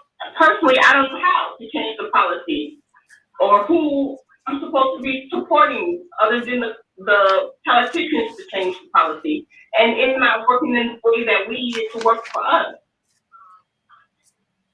Well, I think you're on the right track by wanting politicians to change the policies, but we also have to introduce what we want to them. We have to give them some idea. We have to give them some direction. We gotta get consensus amongst us first. You know, what do we want to see? Then we go and introduce it to them. But we gotta be strong when we introduce it to them, because you know the way we gotta present it is, hey, this is what we're looking for. You need a job. We'll get you that job in exchange for you giving us what we're looking for. And we'll keep you in that job if you can get us what you're looking for. I think, and that's, to me, that's why we have our politics a little messed up at. Because I think it's kind of crazy for you to allow a person to come to you and tell you what they're going to do for you versus you telling them what they need, what you need done. And then giving them the opportunity to get it done and allowing them to stay in that job if they're getting what you need done. And that's where we messed up at, because we do it the other way. We allow people to come into our community and tell us what we need. And then we look crazy. We were like, I never asked for this. Like, you didn't tell me what you wanted, so I gave you what I thought you needed. Hey, that's the problem. We have to have a unified voice. I remember, Congressman, I met with you some 15 plus years ago, and I told you, I said, we really need to look at the digital divide. And you said, well, you know, in what aspect? I said, well, look, for example, the library right on North Avenue here in the Waller, it takes people 5 days to get to use a computer there. They have to register to go use a computer. And I said, that just doesn't make sense in our community. This is probably like 2003, 2005. I don't know, you and I had this conversation. And I said, we have to figure ways to get computers and systems in our homes, because back then, I don't think we had smartphones. And even if we did, seniors wouldn't have been able to use them because it would have been so small. I said, so that we can make this divide smaller. And since then, I know you've had quite a few initiatives with the technology initiative. And I know we had visited with Google and Motorola and a whole, slew of companies where we brought young people out to kind of have them get an idea of what's going on in technology. And we invited the parents also. So, I mean, progress, it takes time. But if we don't do anything, we're not going to get anything. And I can say we have come to divide. There's still a big divide, but it's not as big as it was. Trust me. You people, I mean, how can you go to your own public library and not be able to use the computer? Because you have to wait to do a resume 3 days after the line goes down. Yeah, that's something that I want to see here more. I want to see much more technology being utilized in the community. My vision of Austin is legit like Wakanda.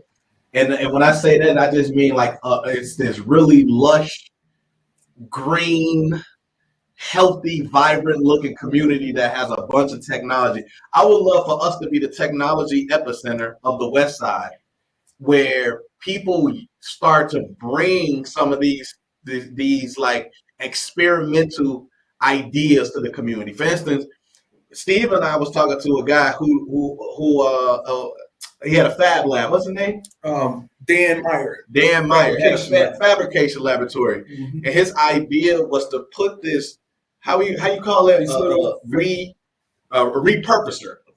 For example, a repurposer inside the community where people, let's say you had old chairs you want to throw away. So you throw the chairs into this machine, and then you select what you wanted to be repurposed to. So if you wanted those chairs to now become a table, then and in that way we become more sustainable. So we're utilizing or reutilizing products that are old that we would have otherwise just had thrown away. But now we created something new with it. That's something I want to see. I want to see, like, let's have, for instance, you go downtown, you see some of the more advanced bus stop terminals. Yeah. Why won't have any of those here? Why we don't have more of the advanced stuff? Why can't we experiment with I don't know, solar panels on that have what is it? Constantly changing signage. Something. I mean you put that stuff in this community, and then you awaken some of those kids to this stuff. Like, damn, I didn't know this existed. Then you would get some of their attention. That's how. Oh yeah, I like STEM. This is cool. That's how you would start to wake them up. But like Tamika was saying, when everything is, oh man, let's build another basketball court or another play center or this, that, and the third thing, which all leads back to this entertainment route. Like, yeah, where does the education piece come in at? How can you get more kids involved? But you're absolutely right. Like for me, what I saw in my community didn't get me interested in STEM. And it wasn't called STEM then back in the 70s. Right. I mean, it was my mother, and I'm gonna bring this right back to mothers again. My mother took us everywhere. She took advantage of the city of Chicago. She took us to the Museum of Science and Industry. She took us to the Field Museum. She took us to the planetarium. But the most important was the Museum of Science and Industry. That's why I learned about technology. Right. And then I knew that was the direction I wanted to go in. Mm-hmm. Now, I slowly, being in grammar school or grade school, it didn't really give me that direction. It was like, understand science, understand math, understand biology. But when I got into high school, it was a guy named Clyde Mangum. It was my engineer or drafting teacher that said, you know what? You should take this drafting class. You should take this class because you're walking around with a portfolio bag saying that you want to be an artist. And he said, you got to die first before you make money being an artist. And I'm like, I don't want to die. I want to make money before, And he says, well, he introduced me to, he brought up a name, a guy named Jerry Lewis. He said, Jerry Lewis went to Triton College. And after coming from Triton, he's working as an engineer, design draftsman. And I said, yeah, I know who Jerry was. So this guy kind of led me in that path that I always wanted to do since I was probably 8, 9 years old, and gave me my head start. I ended up taking 3 years of this class, and left there, went to training, left there, went to IIT, and worked in engineering for over 30 years. So you have to be introduced to it. You probably ain't gonna see it in your community. Right. Mr. DeAndre is right. We need to have those technological things where people can see and wonder why it's like that, where it come from, how can I be involved with that? Right. I mean, even if it's That just, gets your mind working. That well, gets you check to this out. wondering. Think about what's going on in our communities now. You see murals everywhere. Mm-hmm. But we need to start putting things in those murals that reflect, the past, who our Black heroes were and all these things. But we need to put in those murals what the future looks like. And what you can do, you know. I agree with that. You know, like Tiny ain't on the phone, on the show right now, but Tiny has an electric car. You know, Tiny's 75 now, I think he is. But he has an electric car. He had to have an electric power station put into his home so he can charge his vehicle. You know, these are things that we need to look at. There are jobs that will be coming up in that. Congressman was talking about how we need to reintroduce manufacturing again. But the thing that he kind of missed was we need to train people. We need to have schools like they used to have Washburn and Dawson Institute, I think, where they would train people in various trades. So we got to start with the schools, then we can go into the industries, and we can start manufacturing more and more in America. I mean, we have the people. We're slowly seeing that we can't depend on the rest of the world to manufacture everything for us. And I'm going to go back to Russia. Russia's having a problem with their tanks. You know, other than the Ukrainians probably blowing them up. They've blown up over 700 of them. But what the manufacturers of the Russian tanks finding out, they can't get parts because parts come from other places, and they can't manufacture them fast enough in their own country to replace them. So what they're doing is they're going to like junkyards and taking parts off of other tanks to make their war machines. So this is an example, but we need to look back at how we're going to sustain a sustainable country, a sustainable city, a sustainable community, neighborhood, all in one. Because I was just listening to something. They were talking about how many ships we have as America. I think we have about 300 or something. And they're saying by the year 2030, we should have another 25 or 100 or something. I don't know.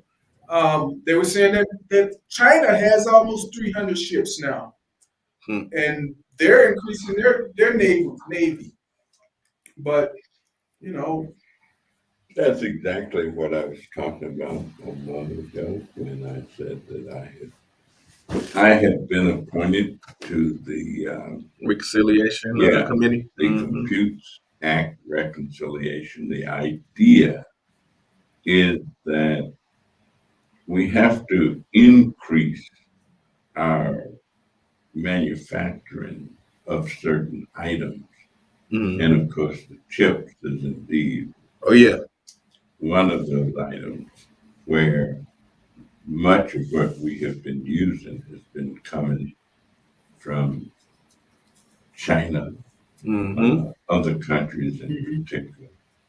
So we are in a serious race with China in terms of China having led the way, but we're also in competition in terms of the cost of making certain kind of product. China does all kinds of things. The big issue in China is forced labor. I was going to say labor, which is close to slavery. I'm saying it's not quite what slavery was in the United States, but it's called forced labor, which is close. And so we've got all these different fights going on, competition at one time. But the whole deal is with enough people knowing and understand that they got to be in it. I'm told that somewhere in largest forest preserves that an elephant wakes up.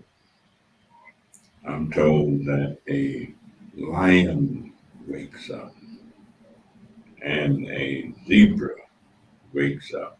Mm-hmm. Well, if the elephant, or if, let's just say, if the lion is going to eat that day, Mm-hmm. he's going to have to outrun fastest zebra. Mm-hmm. If a zebra is going to live that day, he's going to have to outrun the fastest lion. And the meaning really is that if you're in the forest, whether you are a lion or a zebra, that you better wake up running. Right. Because if Wake you up don't, It's on us. you're not gonna have a good day. You know, It's right on. It's right on us. you either gonna eat food or be food. Yeah, That's You say eat or be eaten. you won't have a good day. I mean, Huh? these are metaphors of life. I Yeah, mean, it is. there's no way you can really change any of that. I mean, you have to confront the world of which you are part, Mm-hmm. and learning how to navigate the world is your task Mm-hmm.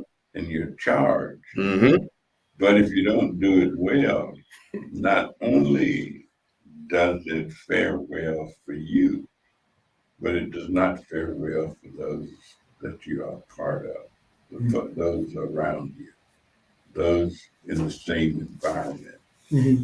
that you're in.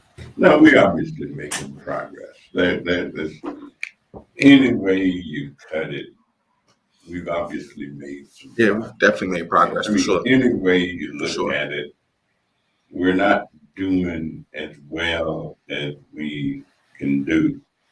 A part of it are the mega factors, but a part of it also the micro factors. Mm-hmm. I mean, Yeah. nobody can do for me Yeah, what I That's have right. to do for myself. That's right. There's nobody who can do that. The That's government right. That's right. can't do that. Mm-hmm. Yeah. Social service agencies can't do that. Mm-hmm. The churches can't do that. Mm-hmm. I have to learn to do that for myself. We have to create the environment that helps me be able to do that. Mm-hmm. But you can have everything around for me that I could possibly need. Mm-hmm. And if I don't take advantage of any of it, Mm-hmm. then I'm still in the same place. Yeah. Status quo. Yeah. It's this idea of about locus of control, internal, external, and how we attribute what happens to us. And for the most part, Black people typically have this external locus of control, and all of the extenuating factors, everything that happens to them is because of something else that is outside of their own control. And in fact, much of everything that happens to us is within our control. Mm-hmm. There are times where it isn't. Absolutely, hell, a bullet could come through that window right now, and but everything else generally is in our control. And once you realize that, you'd be better off. So, but listen, y'all, we do this thing typically between 6 to 8. Appreciate y'all for hanging in with us. This The is mothers. Mother's Day, man. Salute to all our mothers. Absolutely. We have various ways of interacting with the show. We got the Facebook, the YouTube, the Zoom. If you're on the Zoom, if you're on the Facebook or the YouTube, make sure you comment, make sure you like, subscribe, because that's how you interact with us with the show and let people know what's going on. In typical fashion, when we wrap up, we like to go to the Zoom, check everybody out. With y'all, with whatever little thoughts you got, we want to go ahead and do that then. That's right. You want to go ahead? Anybody? Yeah, all right, Barry, you got anything you want to add? Barry, are you there?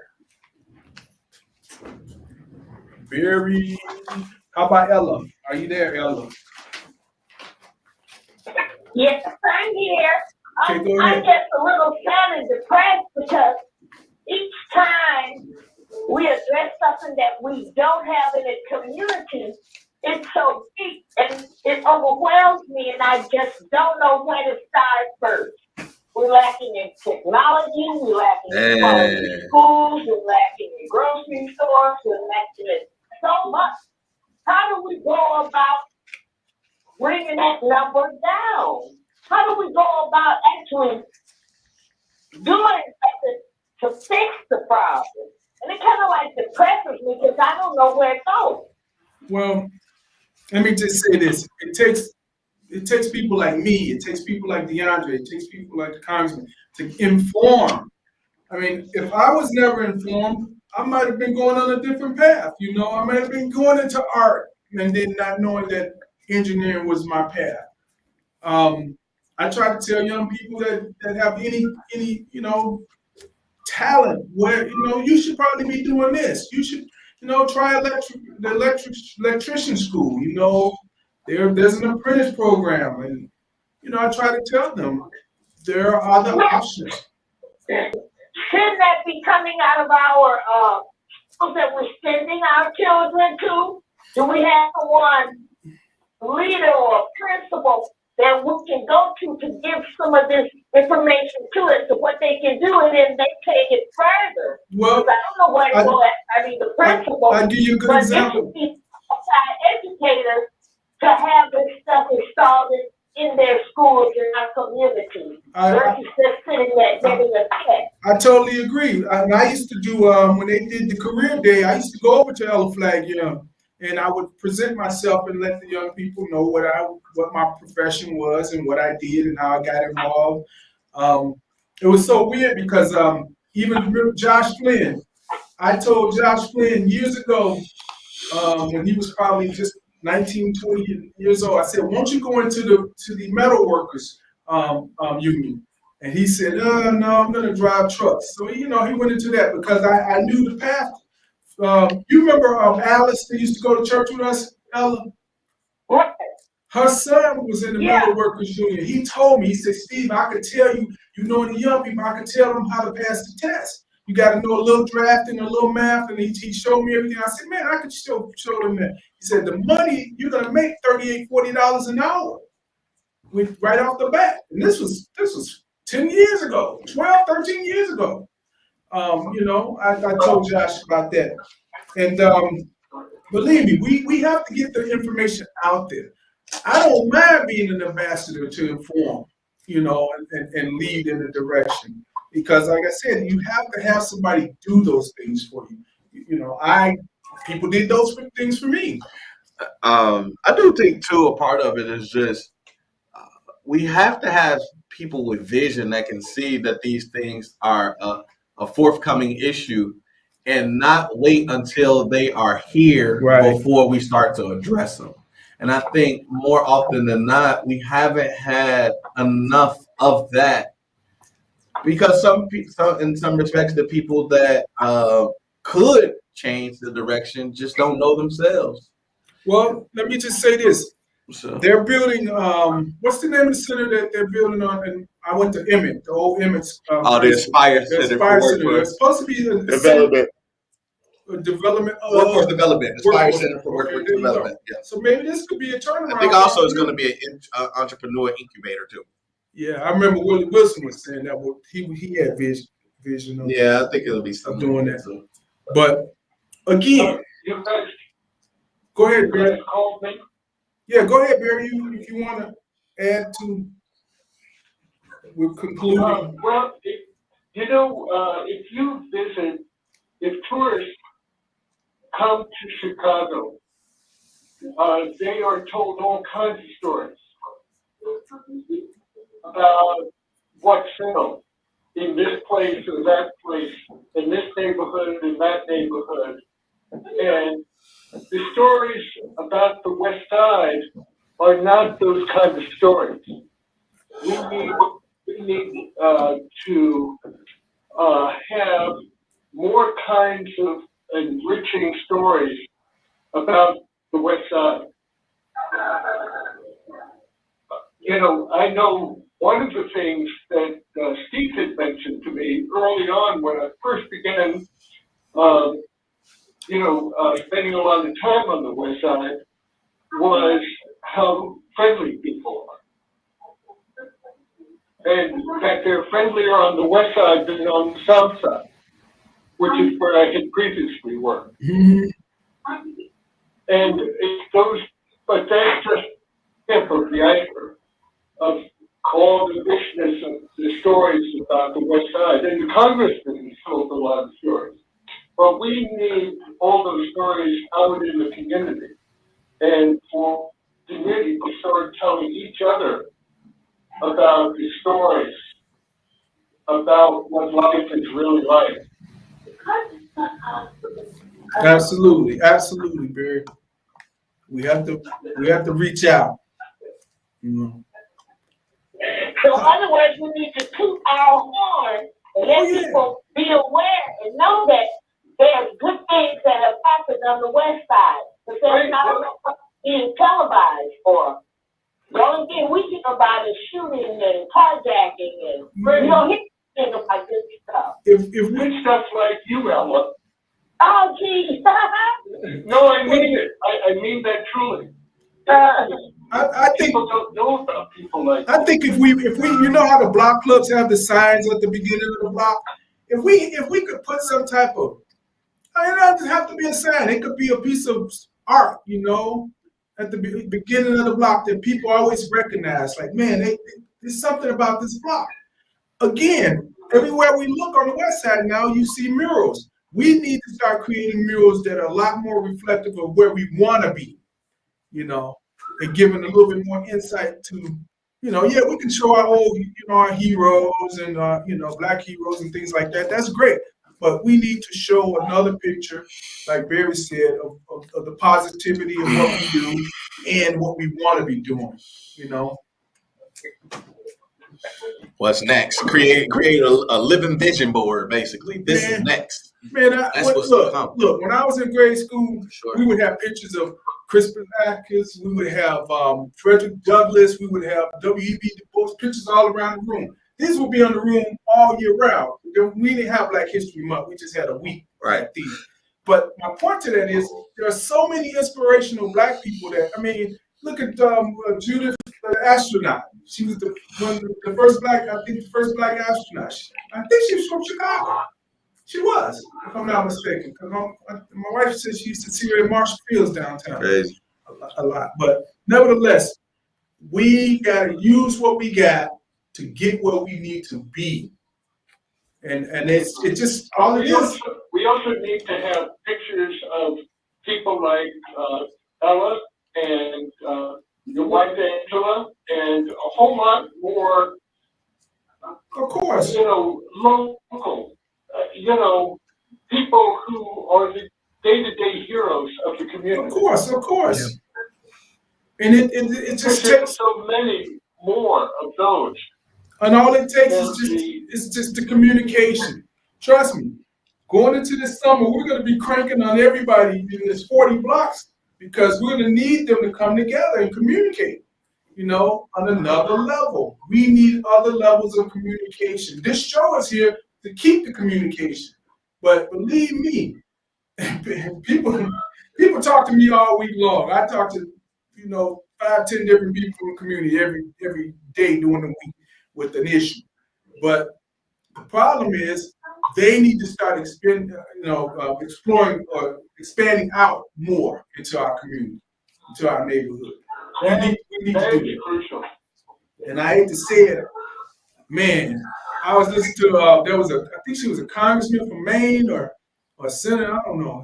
She said she knocked on over 2,000 some odd doors. No, it was like she said 20. Did she say 23,000? No, it couldn't be. That's a lot of doors. But she knocked on a lot of doors. Not on that many doors. Man, she was younger. There are people all over the country who are doing that. Yeah. That's not. I mean, there are people who it couldn't have been 2,000. Right. No. I'm saying, don't think that's not the model. Mm-hmm. I mean, that's why I often say that problems are like babies. The more you nurse them, the more they grow. Mm.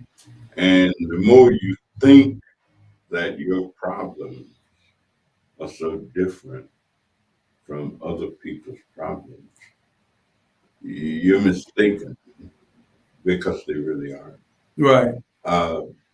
Austin, I don't think I got any more problems living in Austin Mm-hmm. than I'd have if I lived on North Lakeshore Drive. Mm-hmm. Right. Right. I don't think my Right. needs would be any better met than they'd be if I was living on North Lakeshore Drive. Mm-hmm. I would still want the same things. I would still feel the same way. Mm-hmm. I would still be in pursuit of Mm-hmm. the same quality of life. Mm-hmm. I think we look at the whole, and if we understand where we are, many of the things we talk about doing, people are doing. Mm-hmm. I've taken 6 schools to the museum campus in the last 2 weeks. Mhm. Me and Bernard Clay. Right. Right. Mm-hmm. And all we did, we just took some kids down Yeah. and they could see all of the things that are there. But we can't think in terms of things being project things. No. We have to think in terms of things being what people do every day. Mm-hmm. You got to make Right. a movement. And It has to be a right. movement. enough people doing them and enough people doing them. Mm-hmm. 1 million people died from COVID in this country. Mm-hmm. They didn't all come from Austin. Right. Mm-hmm. They didn't all come from Chicago. Right. They didn't come from the West Side. But 1 million people. Right.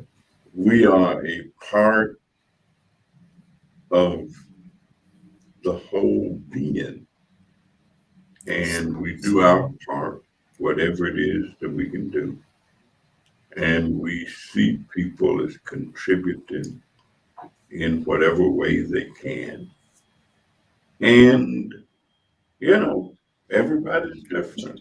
I go to some churches, they're full of Oh, yeah. people. Mhm. I go to other churches, and there are no people.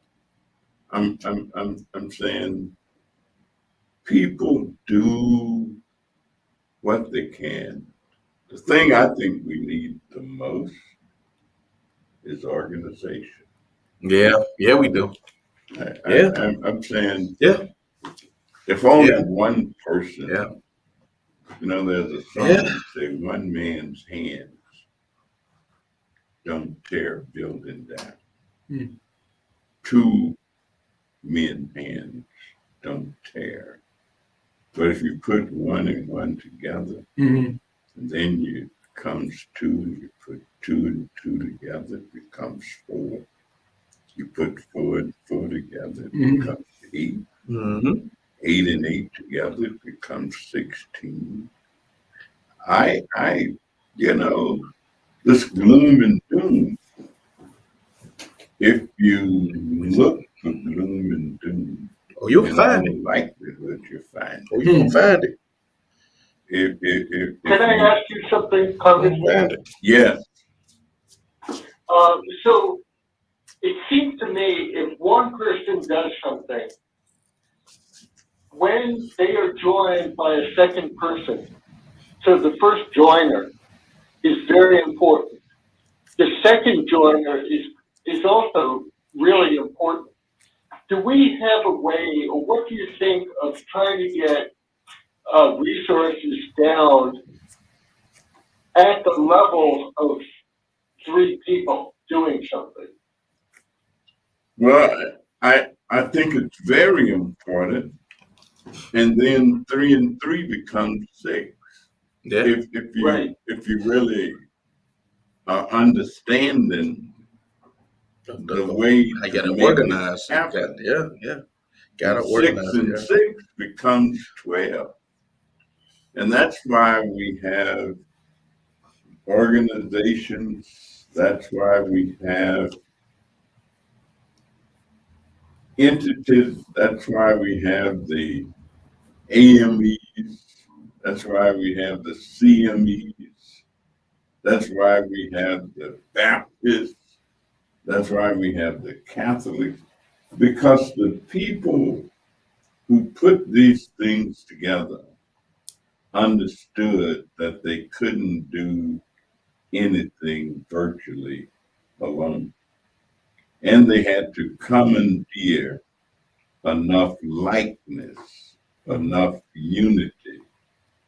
And we have to make sure that we know enough about the truth to make sure that other people learn the truth and pay enough attention to take truth and then let truth be the guiding light for what we do. And we So don't what do do you that. think? What do you think about how low do you think we should go with resources?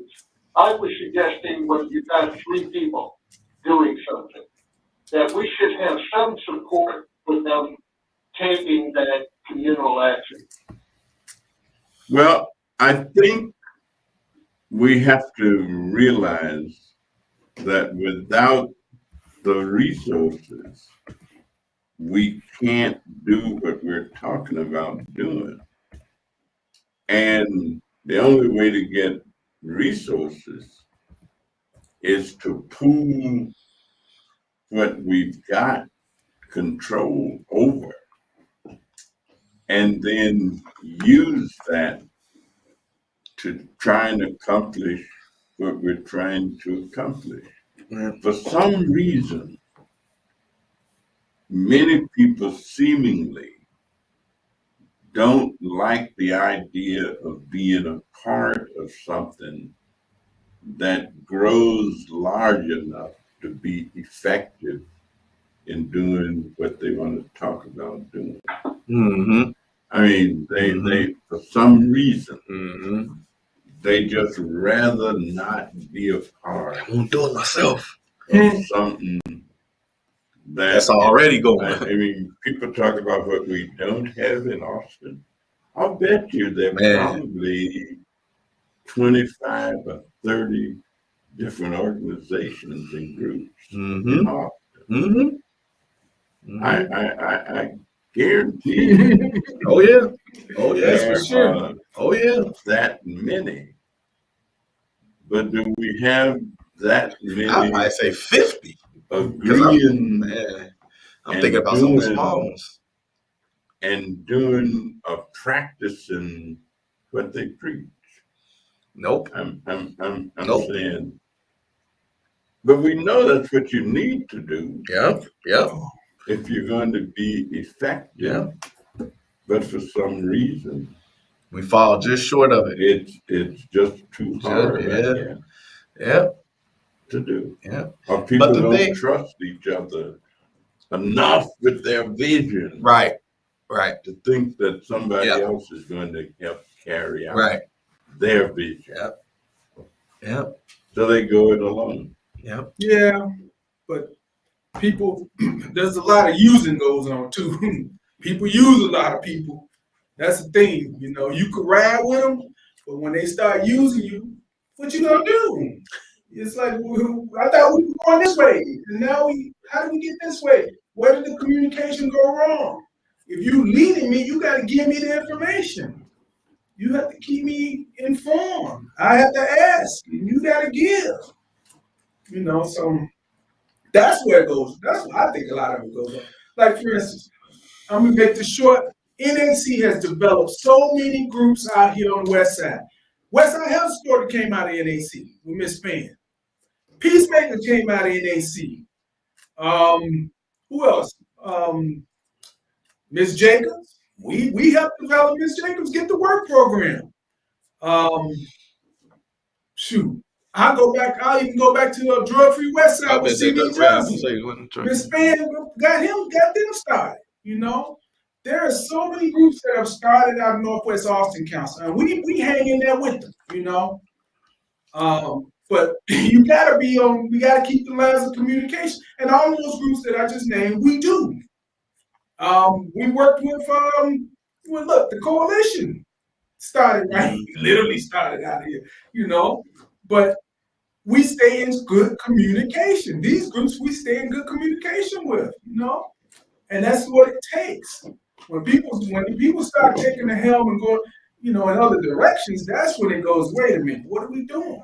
But the whole city of Chicago, like, it's not just in the Austin. For example, there used to be a Midwest Community Council, which was probably at one point the most powerful social development group on the West Side. Mm-hmm. That was Nancy. That was a woman named Nancy Jefferson, who was the head of it, the chief operator. But of course, lots of other people were in it, and only one person could be head. Mm-hmm. But there were a lot of other serious-minded people who were indeed a part of it. Geraldine Lambert, Lambert Realty, was a real active part of it. Mr. Titus, who was head of the resident council. Well, there were a lot of people. Same thing in Woodlawn. Woodlawn organization. Was TWO. TWO. But same, the Chesterfield organization. The North Londale Economic Development. Kenwood Oakland Community Organization. There were bunches. And those bunches, if they ever agreed on something, that became the thought piece. Even if you just think in terms of politics. Right. There ain't nothing wrong with politics. The only thing wrong with politics is that there aren't enough people engaged in being actively involved in it. But there are people who treat politics like it's a demonized kind of thing. When it's so ridiculous, there's always been politics ain't nothing but relationships. Anytime two people That's it. interact, That's politics. That's it. Yeah. That's it. Unless they agree. Politicking, all talking the back and forth, time. relationship building. And if they agree all That's the time, one of them is unnecessary. Yep. And so it's people still talk about the politics of Chicago as if it was the politics of 50 years ago, when something known as the political machine dominated and controlled everything. What that meant was, if you wanted to get a job as a clerk at City Hall, even though you had a doctorate's degree, if didn't nobody send you down there to get it, you didn't have what was needed. You wasn't qualified. You wasn't gonna get it. It was just that simple. And whether you was talking about city government, county government, or state government, that was the deal. And whether the Democrats were in charge or the Republicans were in charge, but that no longer exists. If you wanted your tree cut down in front of your house, you had to beg and do whatever the guy who was the alderman of the board committeeman, who was the head of cutting it down, whatever it is. Otherwise, it didn't get cut down. It sat there until it fell down. I'm saying, but all of that, much of that has changed. Some of that still exists, but much of that has changed. But people treat it as though it's still the same. I'll bet you that half the people who think they're registered to vote are not registered to vote. We're going to find out that they really are. It ain't nobody's fault. I'm saying when you move, Right. you Yeah, don't gotta change get your that. address. You ain't registered. no Right. more. Right. Yeah. But if ain't nobody reminding you or telling you, you may not do it. Mm-hmm. I'll bet you that half the people will not vote next month. Mm. Wow. If the voter turnout is 50%, oh my They God. can't say it's the weather. If it's a quarter, They can't say it's the Yeah, weather. but I bet you they ain't gonna vote. if you get it, They are not going to vote yeah. because didn't nobody do all of the things that needed to be done in order to help remind them Mm. and in order to help them understand Give them that Mhm. push. that they've got a self-interest in doing this. Mhm. And so I guarantee you, they're not going to vote. Yeah. They're not going to vote. And yet we talk about how important voting is. And everybody's got the right to vote. Mm-hmm. And everybody should vote Your voice. so they can determine who gets put in place to do what. Right. Which You know, yeah. you got to segue into. That makes me think of too, just as a side note, when President Obama was going to be elected, how all the entertainers going back that way, they was having like vote or die. You know, like it was a big thing. Like everybody got involved. They had, I mean, yeah, my president is black was the like the number one song, and you know every Diddy, like I say, had the vote or die campaign. So and that probably was, you know, the time where the most young people ever came out, but that's because they were reached through a medium that that was conducive to reaching them, you know. So I just think about that when you talk about, you know, trying to get people out and how they, you know, Judicial. our entertainers, man, they played a huge role. They certainly They played a helped. huge role. They got interested. They Yep. gave money. Yep. Many of them did. Yep. It was something that had not happened. Mm-hmm. And fortunately, they did get involved Mm-hmm. and interested. Entertainment is one thing. Yeah. Information is a different thing. And If you can combine the two, man, listen. we're not teaching our people the value of something beyond. Yeah, I like some entertainment, but Right. I ain't gonna get carried away. Right. Right. I know the difference when I hear people on talk radio that's presenting information, and then when they present entertainment. Right. Right. Right. I'm saying a Right, good right. piece of talk radio or even talk television is It's entertainment. Facts. Mhm. It's entertainment. It's not information, it's Right. somebody's opinion. Mm-hmm. Their opinion probably ain't no better than yours. Mm-hmm. Mm-hmm. They just got an opinion. Mm-hmm. And they've learned to mix opinion with information. And you get a good shot of entertainment and a good shot of what somebody else thinks, Yeah. as opposed to what you know yourself. Right. So I want to bring some attention to our upcoming judicial candidates forum that'll take place the 10th, 11th, and 12th. Same channels, Facebook, YouTube.